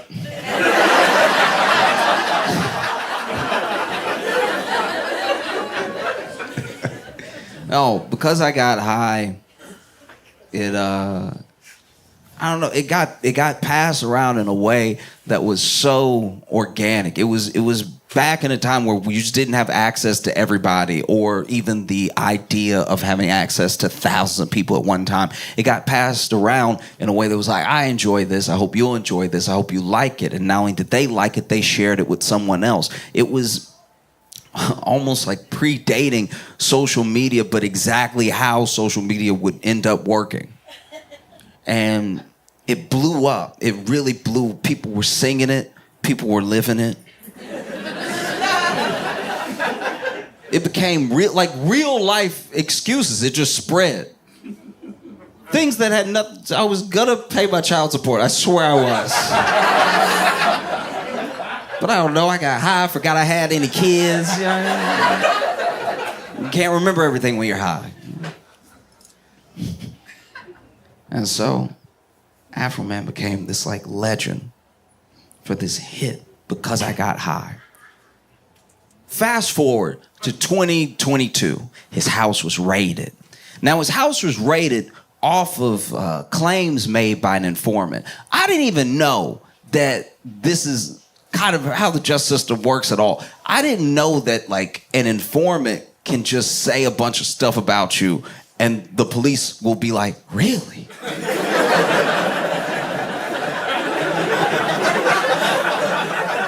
That feels like a flawed system because here's the thing, it's not as if like Afroman is this like known criminal. So then for an informant to just inform on a person who's minding their business and then the police follow up on that and get a warrant from a judge that seemed wild. That could just happen to any one of us. Someone that you don't know. You could be doing this. Like, you could do this. We all hate people. It's wild this doesn't happen more often. We know who we hate. Just make up a bunch of lies and be like, I just want to, as a concerned citizen. That's insane. And so basically this informant says that Afroman has a ridiculous amount of keys and keys of drugs in his possession. Right? And so police follow up, they get a judge to sign a warrant and everything. And look, if someone's accusing you of having a lot of drugs in your possession and you're known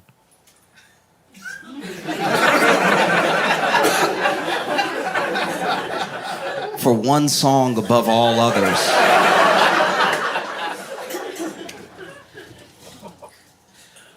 not looking good. And then they even said that he was like a trafficker and that he had some people in his torture sex dungeon.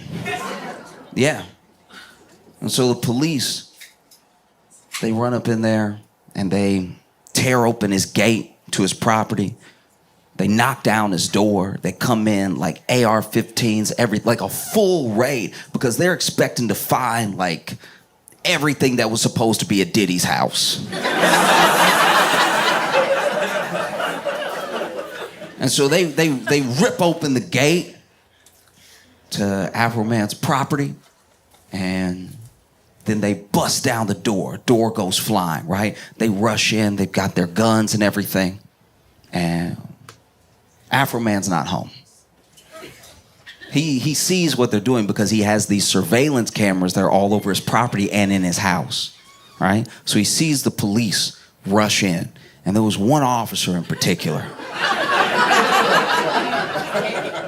This officer rushes in. He's got his service weapon in hand. He's looking around in case anything druggy or sexual is happening.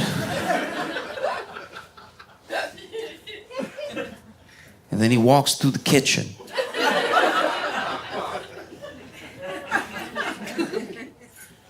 And you can see it on security camera. He notices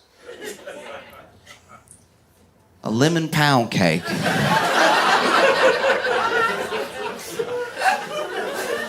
And he doesn't just notice, he stares at it. Really looks at the lemon pound cake through and through.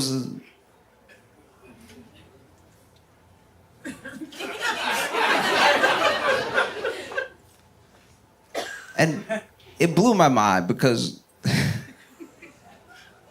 you're in a raid right now where you think keys of narcotics and a sex dungeon is on the property. Imagine it for Bad Boys 5. They had Will Smith and Martin Lawrence run up into a mansion that is, full of drugs and sex dungeons, and then you see Martin Lawrence stop.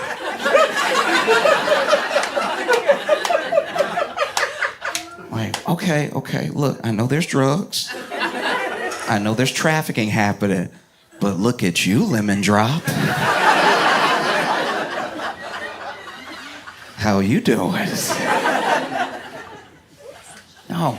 Because, look, I don't know what was going on in the officer's mind. I don't know what was playing in his head or anything. But he was looking at the pound cake like...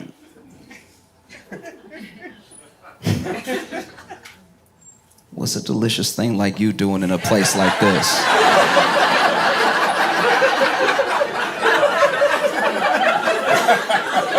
You know what I mean? I could take you somewhere special. I could take you somewhere... I could save you. You don't have to live like this, all right? Because he looked at it, a little too long. Looked at the pound cake longingly and then moved on with the raid. And they tore up Afroman's house. That's what happens in a raid. You're looking for stuff and they don't have to be gentle, so they're not. They can tear it up, and so they do. And so they tear up his house and going through his suits and everything. They even find his security cameras, and they cut the connection to him. Right? They find his cash that he has in the house. They take all of his cash that they find. And yeah, they end up leaving. But Afroman was like watching the thing. He's just watching the whole time. Doesn't know what's going on. Doesn't know there's even an investigation into it. Because once again, he's not being charged with anything. He hasn't been arrested or something. They just ran up in his house. Apparently no knock warrant. That's crazy. And he's watching it. Maybe on his phone, maybe his laptop, I don't know. But he's just sort of watching them go through his house like, hey! Hey! He probably felt as powerless as somebody sitting on the toilet while their house was being robbed. They're like, hey, cut that out! What you doing? And the police, by the way, they don't find anything. They don't find anything. They don't even find any narcotics. Which for an artist who's known for a song, Because I Got High, is almost a little disappointing. It's like, all right, I don't know if you're really living the lifestyle then. They don't even find a sex dungeon with trafficked people in it because Afroman's house doesn't have a basement. There was no... Yeah. Didn't look at a blueprint or anything. Just ran up in there. Where's the dungeon? Oh, Afroman's furious, as you would be. These people broke into your house, busted down your door, ripped open your gate. You were minding your business. I think he was in Chicago for a show. And he wasn't there, but his family was. You know, his wife and kids there getting like AR-15s pointed at him and everything. That's gotta be traumatizing. It's gotta be something you never forget. And then Afroman asked, you know, because he at one point he was FaceTiming with his wife, the police that were there, because they wanted him to open his safe so they wouldn't have to rip it up out of the floor and everything. And so he gives them the combination of the safe. There was nothing in the safe, like he didn't have anything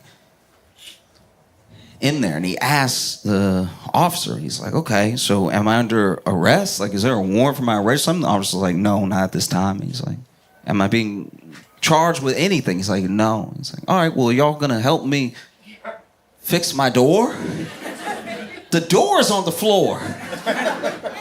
And apparently, according to Afroman, in several interviews, he said over and over again that the officer, Randy Walter, looked at him and smiled and said, we're not required to do any of that. And Afroman said he didn't know what he was going to do at the time, but he knew he had to do something. He was just infuriated. It's one thing to do it. It's another thing to not apologize. It's an entirely different thing to seem like you enjoy it. And he had no idea what to do.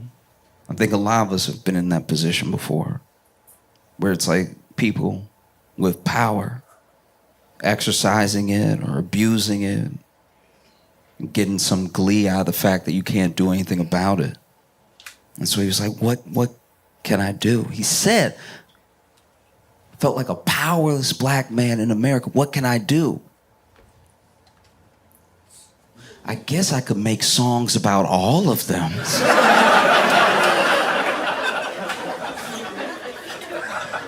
Afroman came out with some songs specifically asking, are you gonna help me repair my door?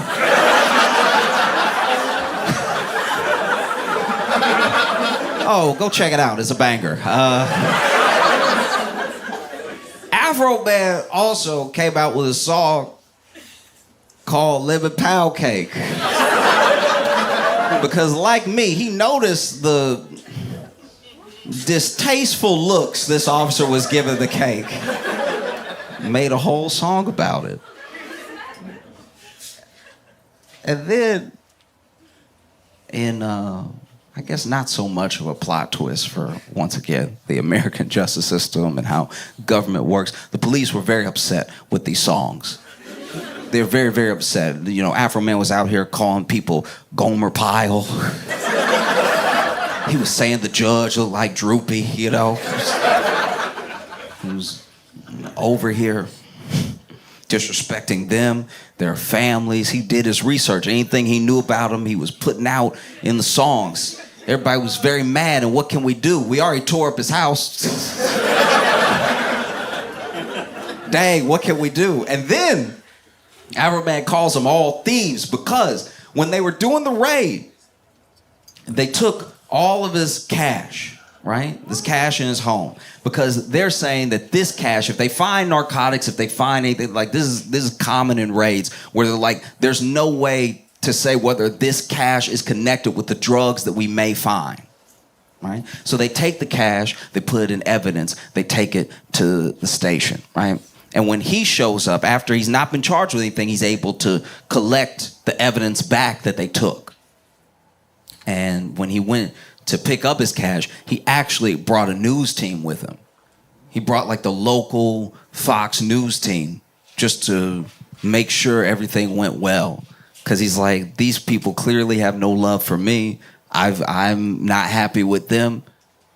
And he said, I brought the local news with me not to make some sensational story. I was trying to not get Epsteined or something. I don't know these people, and I've already seen what they're capable of doing, so goes in there, gets his money back, and some of his money is missing.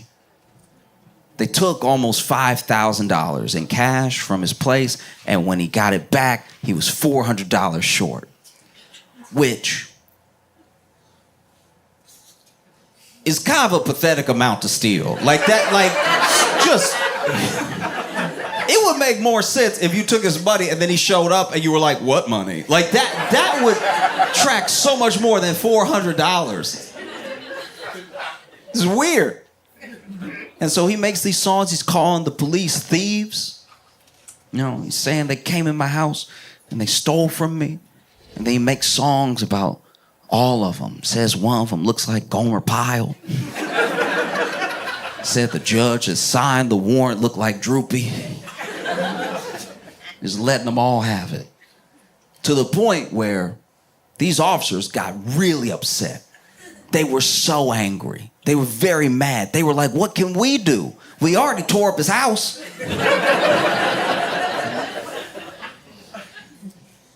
And so these officers banded together and they, in what feels like an odd attempt at justice, all got together and sued Afroman for defamation with his songs. And the problem with a defamation suit is you do have to explain how the thing hurt you. You do have to walk us through. Defamation is also hard to prove when you're a public official. You have to prove like intentional malice of something that is not true. Like opinion and parody won't necessarily get you defamation. And so this was a tough case because it's going to be hard for them to prove, but the fact that it's even going to trial feels uncomfortable because all he was doing was expressing himself through the First Amendment. And so the trial starts, and immediately it feels like a bit of a mistake.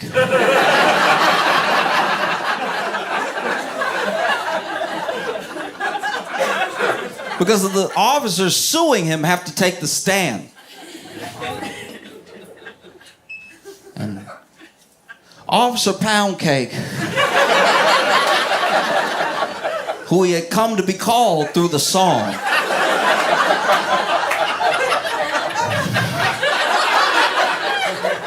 because these songs, okay, this is very important. These songs went viral at the time, but then they went viral again before the trial.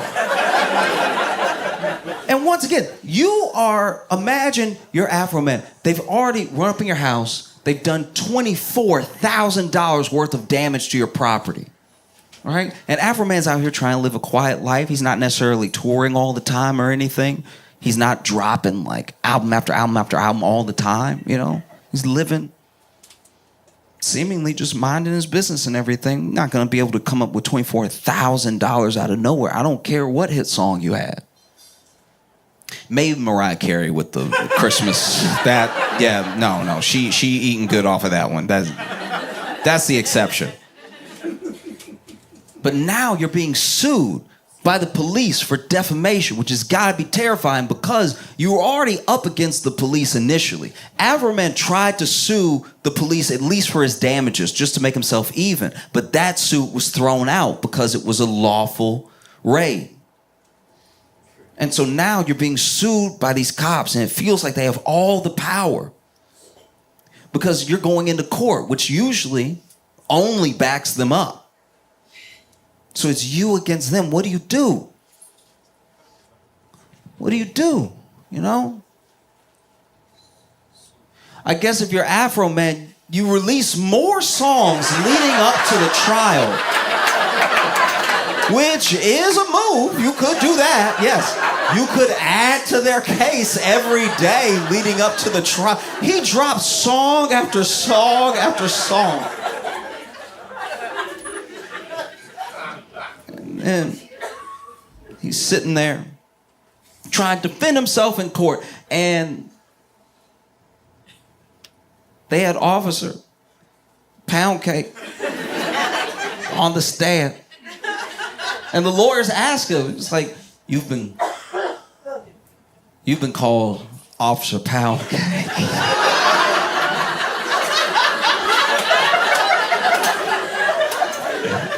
And he's sitting there, because look, all the cops that took the stand are trying to act super hurt. They're trying to act devastated, right? So all of them are doing their best acting.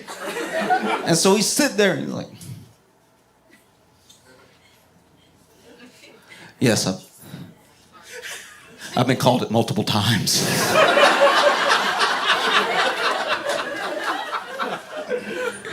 And they've even had pound cakes delivered to the station. Hundreds of cakes. Which, yeah, when the song went viral, and I'm sure when it went viral all over again, people were sending pound cakes to the police station.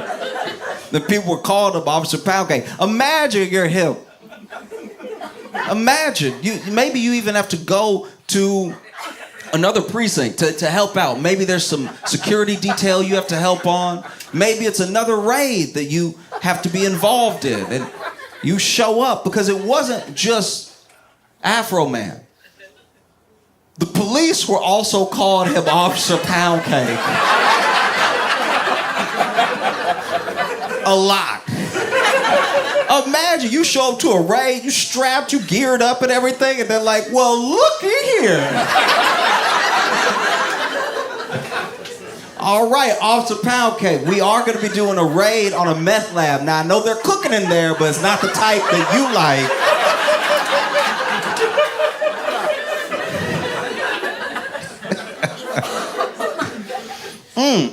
Be careful in there, Pound Cake. We got your back.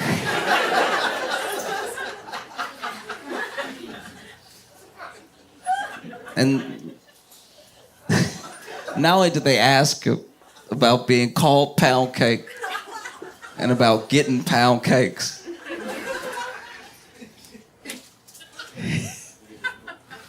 I don't know. I'm just, for a second, I got distracted because I was just thinking about, like, what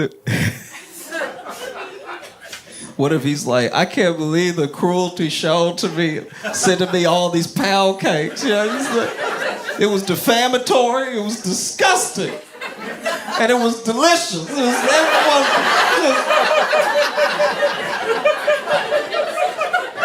That's terrible that you sending me all these cakes knowing I can't resist.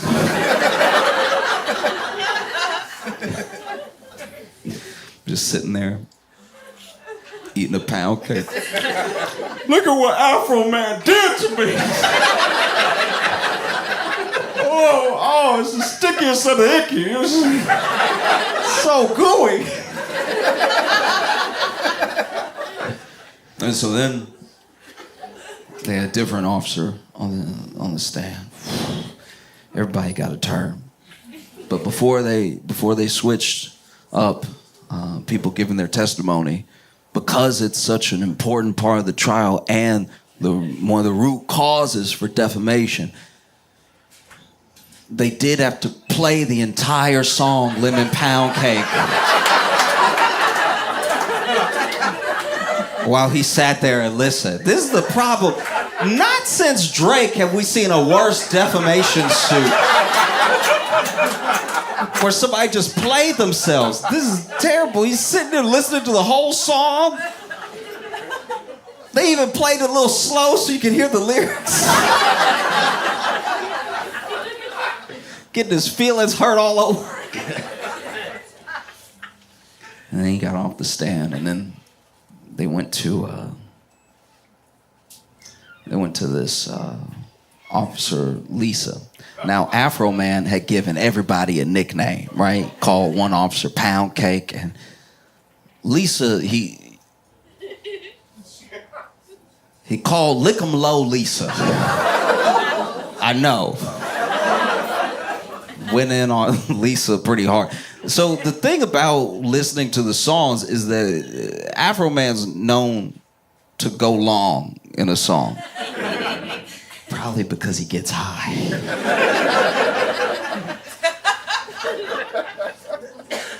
But the song Lick 'em Low Lisa is 13 minutes.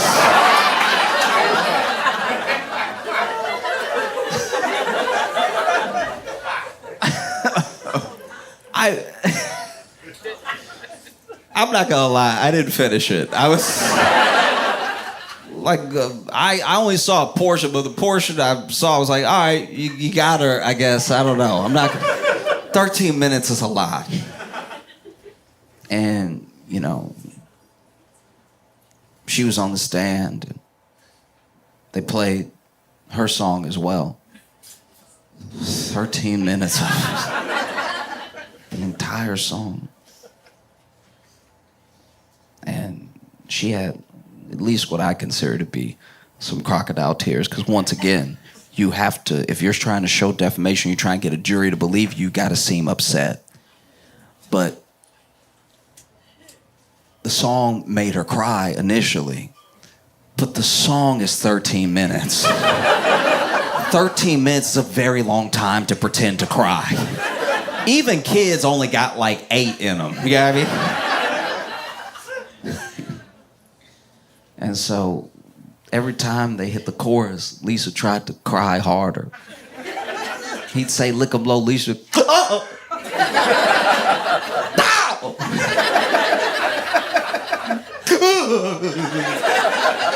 Like, at a certain point, I need to see tears. I'm not gonna lie. Then she got off the stand. And then,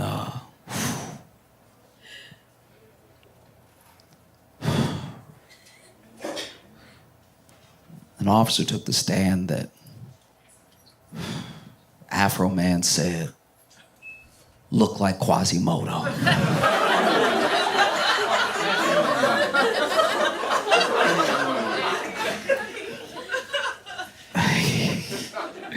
And when asked by the lawyer, like, you know, you said that you look like Quasimodo and that you're saying that that caused you harm and did damage, it, you know, disrupted your life and your reputation.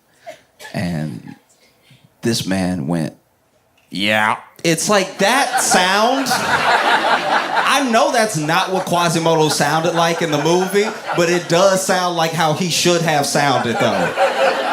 That's a crazy spot on, yeah.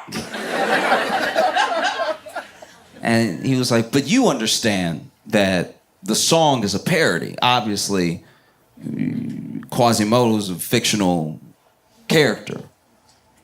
Yeah. And the lawyer's like, well, you know, it's clearly a parody because Quasimodo's a fictional character. You know Quasimodo from The Hunchback of Notre Dame. He's like, I don't know, I never watched it.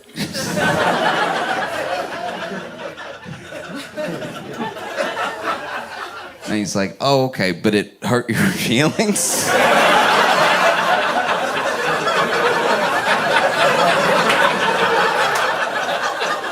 Because you're saying you experience extreme emotional distress. You're saying you've been defamed, but if you don't know the source material, how do you know it's not a good thing? Like, how do you...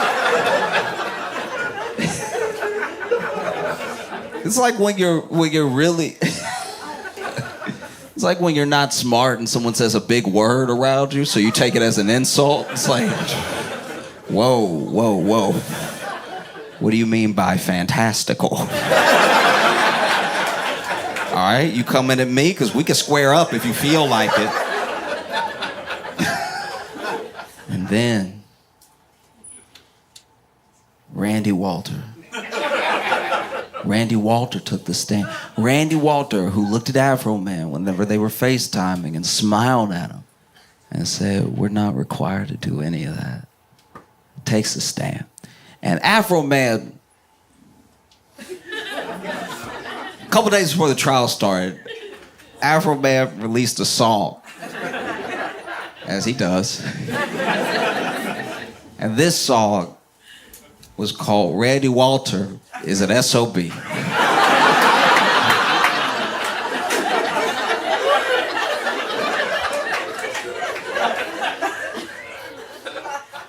And in this song, Afroman says that he had slept with Randy Walter's wife. Now, if you're unfamiliar with hip-hop, this does happen where people claim to have slept with the wives of their enemies.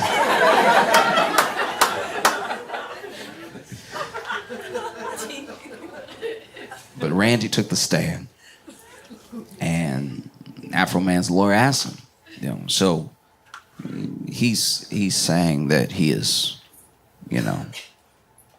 slept with your wife, he has called you an SOB. But you understand that this is a song that could be just an opinion, He doesn't know you personally or anything. It could just be an opinion that you're an SOB. And then Randy's like, yes, it could. And then Afroman's lawyer says, yeah, because there's no way to even verifiably prove that you're an SOB.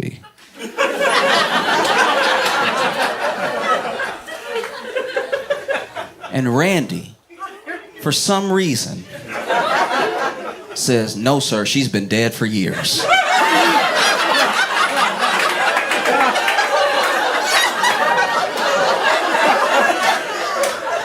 Randy! Randy, what's wrong with you, Randy? Randy, what are you thinking?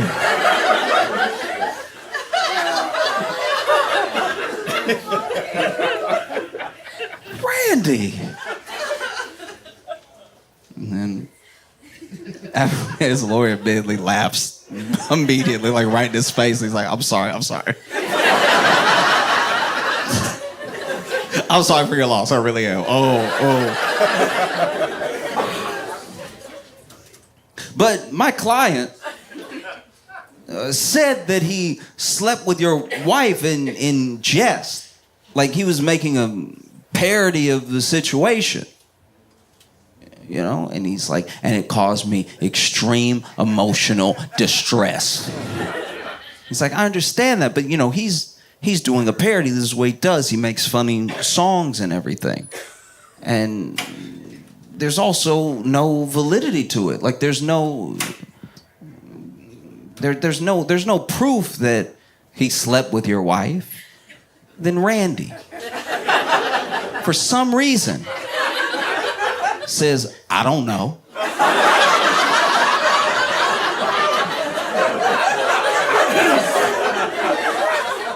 Randy! What do you mean you don't? Randy!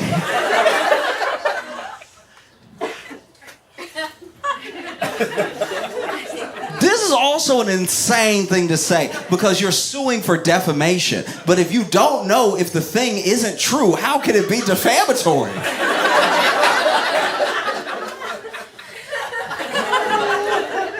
I cops, also suing for defamation, were sitting there like, Randy!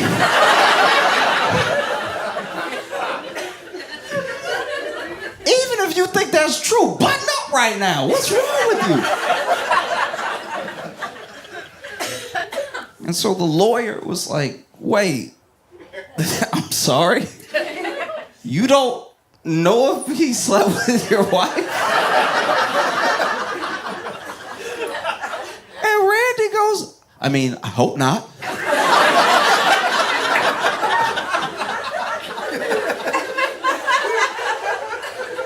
I mean, you know, we've been together 28 years. All right? Been with that woman since middle school. I would hope she wouldn't do anything like that. But once somebody puts it out like that, it's out. And once again, Afroman's lawyer's like, wait, what's happening here? Like, oh, wait, are you telling me you can't verify whether or not, as a fact, it happened or not? And then Randy goes, oh, you want to go there? This is where you're going, Randy! Randy, we're following your lead. Randy, what are you doing? I'm sure Randy's lawyer was even like, Randy, what are you doing?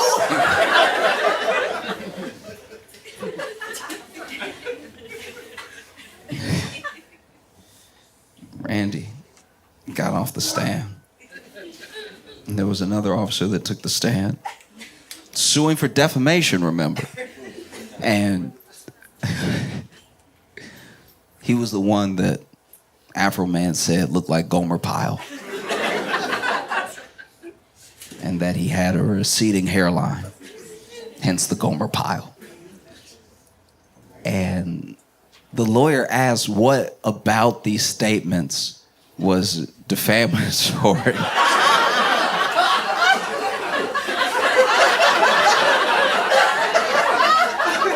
Which I know he has to ask for his job, but that's crazy. That is crazy. To be like, this person is suing for defamation, and then you get him on the stand, and then you're like, my client never lied, though. Look at him. Look at him, though. Look at And then he says on the stand, was it defamation when he said that you look like Gomer Pyle? And he's like, no. Are you suing for defamation because he said you have a receding hairline? And he said, no. Which, receding is gracious. I'm just saying, that man's hairline is a secret.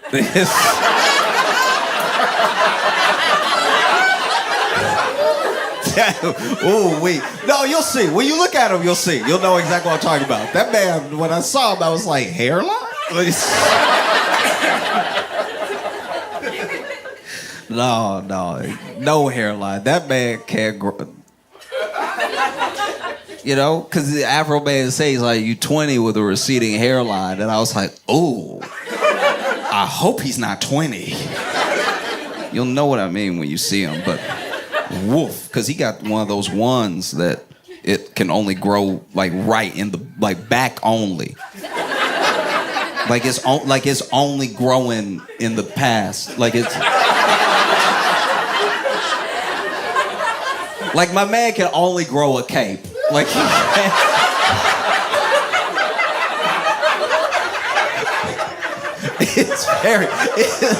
Receding was Christian of him.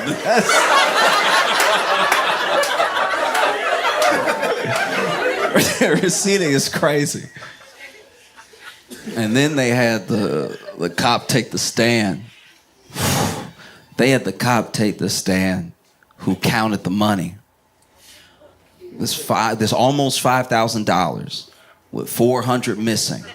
And they asked him about it because he's the one that wrote it on the bag and everything. It was a different officer where it was supposed to be in his possession the entire time, but they show on body cam footage of the actual officers that he left it. So Afroman's being sued for calling them thieves. And he called them thieves collectively, but then they're all suing individually. Once again, for $3.9 million, they're all suing individually for being called thieves and being defamed. And they knew that the strongest case was the theft, because theft would be an actual crime. It could ruin your reputation as an officer and everything. And all the other stuff is just too funny, I guess, to throw in there. But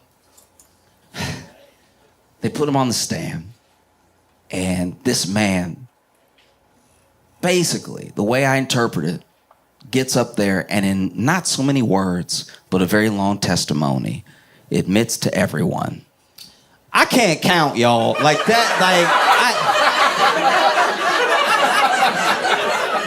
That's rough. You know what I mean? Sometimes it's a 5, sometimes it's a 2 with a 0 behind it. Like, what are we doing?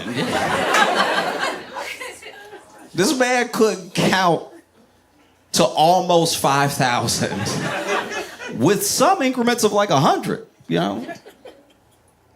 And then they had another officer take the stand that explained what happened. And they're like, actually, when you watch the security cam footage, you hear him count out loud. I'm not trying to shame anybody. We all spell and count at our own pace. But if you grown and counting out loud and not a cashier, you might be struggling.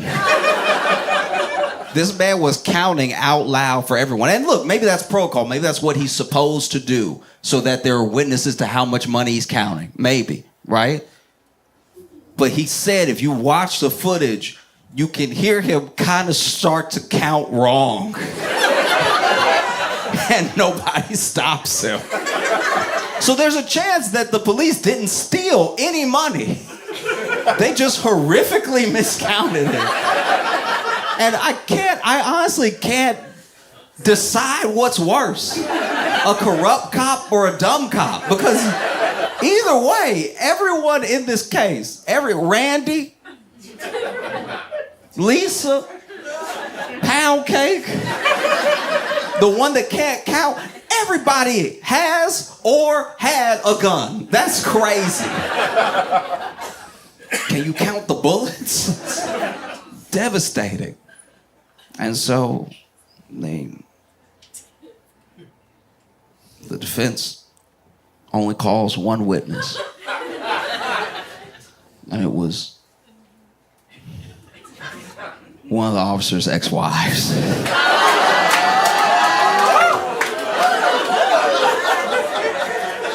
Because one of the claims that he made towards defamation and towards, pain and suffering is that these songs, this music, this supposed art that Afroman was doing destroyed his marriage. You broke us up. You made me a laughing stock. She can't be with a laughing stock.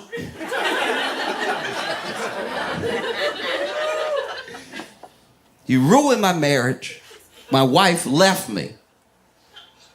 And so then his ex-wife takes a stand.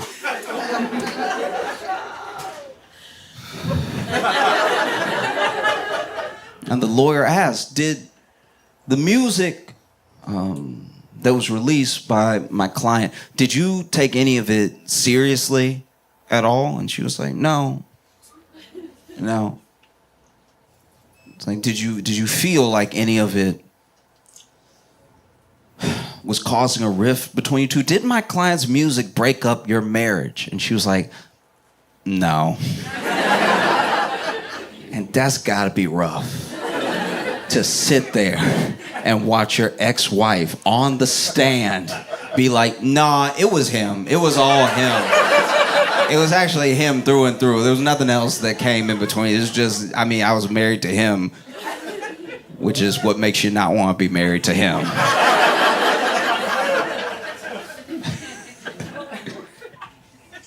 And then Afroman took the stand. And Afroman, by the way, had been showing up every day to court. He'd been showing up in He had been showing up in an American flag suit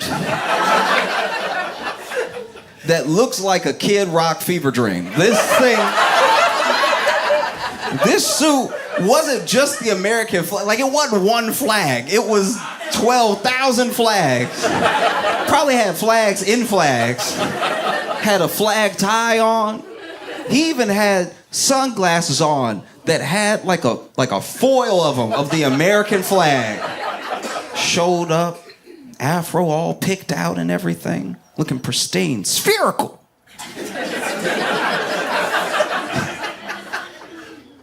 Takes the stand. And, the lawyers for the cops try to come at him hard. Try to be like, so what gives you the right to defame my clients? And he was like, the First Amendment gives me the right to do everything that I did. I took my bad time. I made a good time out of it. I made funny songs. I didn't try to retaliate or anything. They're the ones that knocked down my door, caused damage to my house. They're the ones that turned my life upside down. I tried to make something good out of it. If they had never raided my house and they were never there, they wouldn't have been on my cameras. I wouldn't know their names. There wouldn't be these songs. I mean, it's really their fault when you think about it.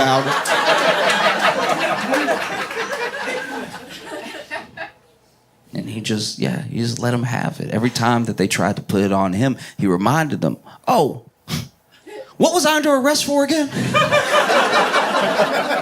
I don't even have a basement. And then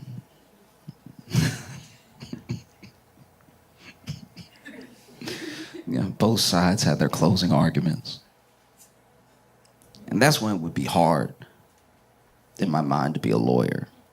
Like, imagine you're defending Afroman in this case, and you've had a ton of fun.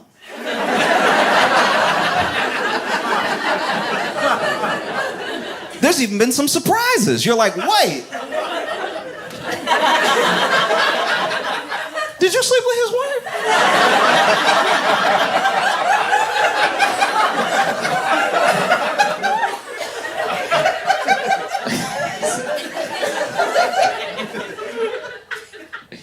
Because, that was a very weird part of the trial. Because that testimony went so off the rails that he was like, so, are you upset because he's making something private a public matter? And then Randy goes, yeah, if my wife was sleeping with him, it would be a private matter. I'm starting to think this happened, Randy. Randy, if this did not happen, they should never let Randy take the stand ever again. You won't know if a crime was committed or not.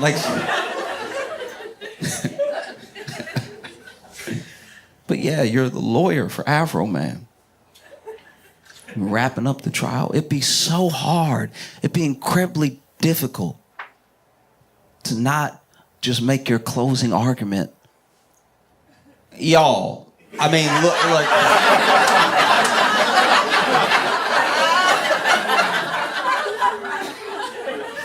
And so next day, Afroman shows up to court, been in the suit. Can't stress this suit enough. I haven't seen one like it before. I'll never see one like it again. He must have been hot in that suit. There's no way. Gotta be burning up in that suit. And to top it all off, he had a mink coat on. A white mink coat.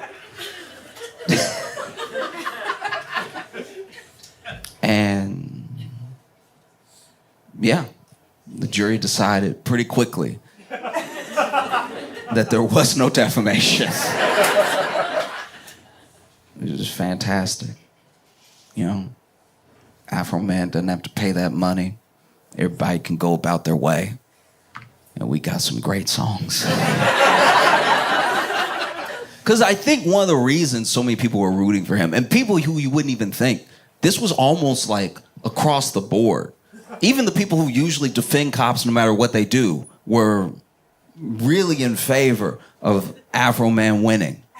Because, especially now, it feels like the First and Second Amendment are just sort of a suggestion for certain people.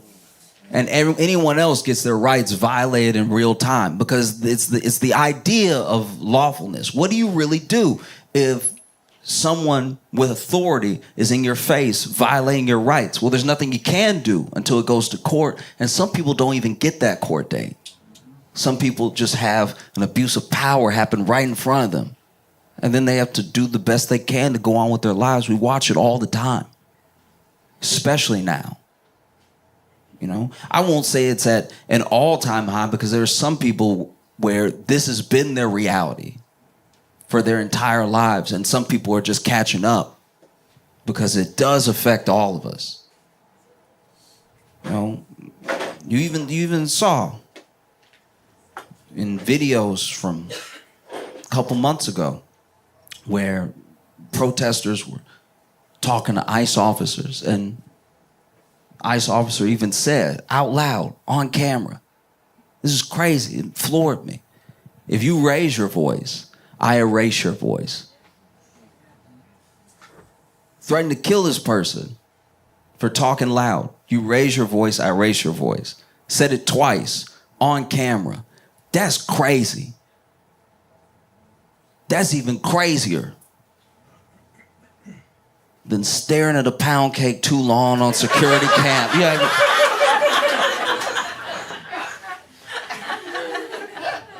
Because a lot of us have felt the way Afroman felt, where what do you do? What do you do? These people have come into your home, or they've just violated you in some way, and they have the law on their side. That's terrifying. What do you do? I think the best way to sum it up is what Afroman said, you know? When life gives you lemons, make lemon pound cake. You all been phenomenal. Thank you so much. I appreciate y'all.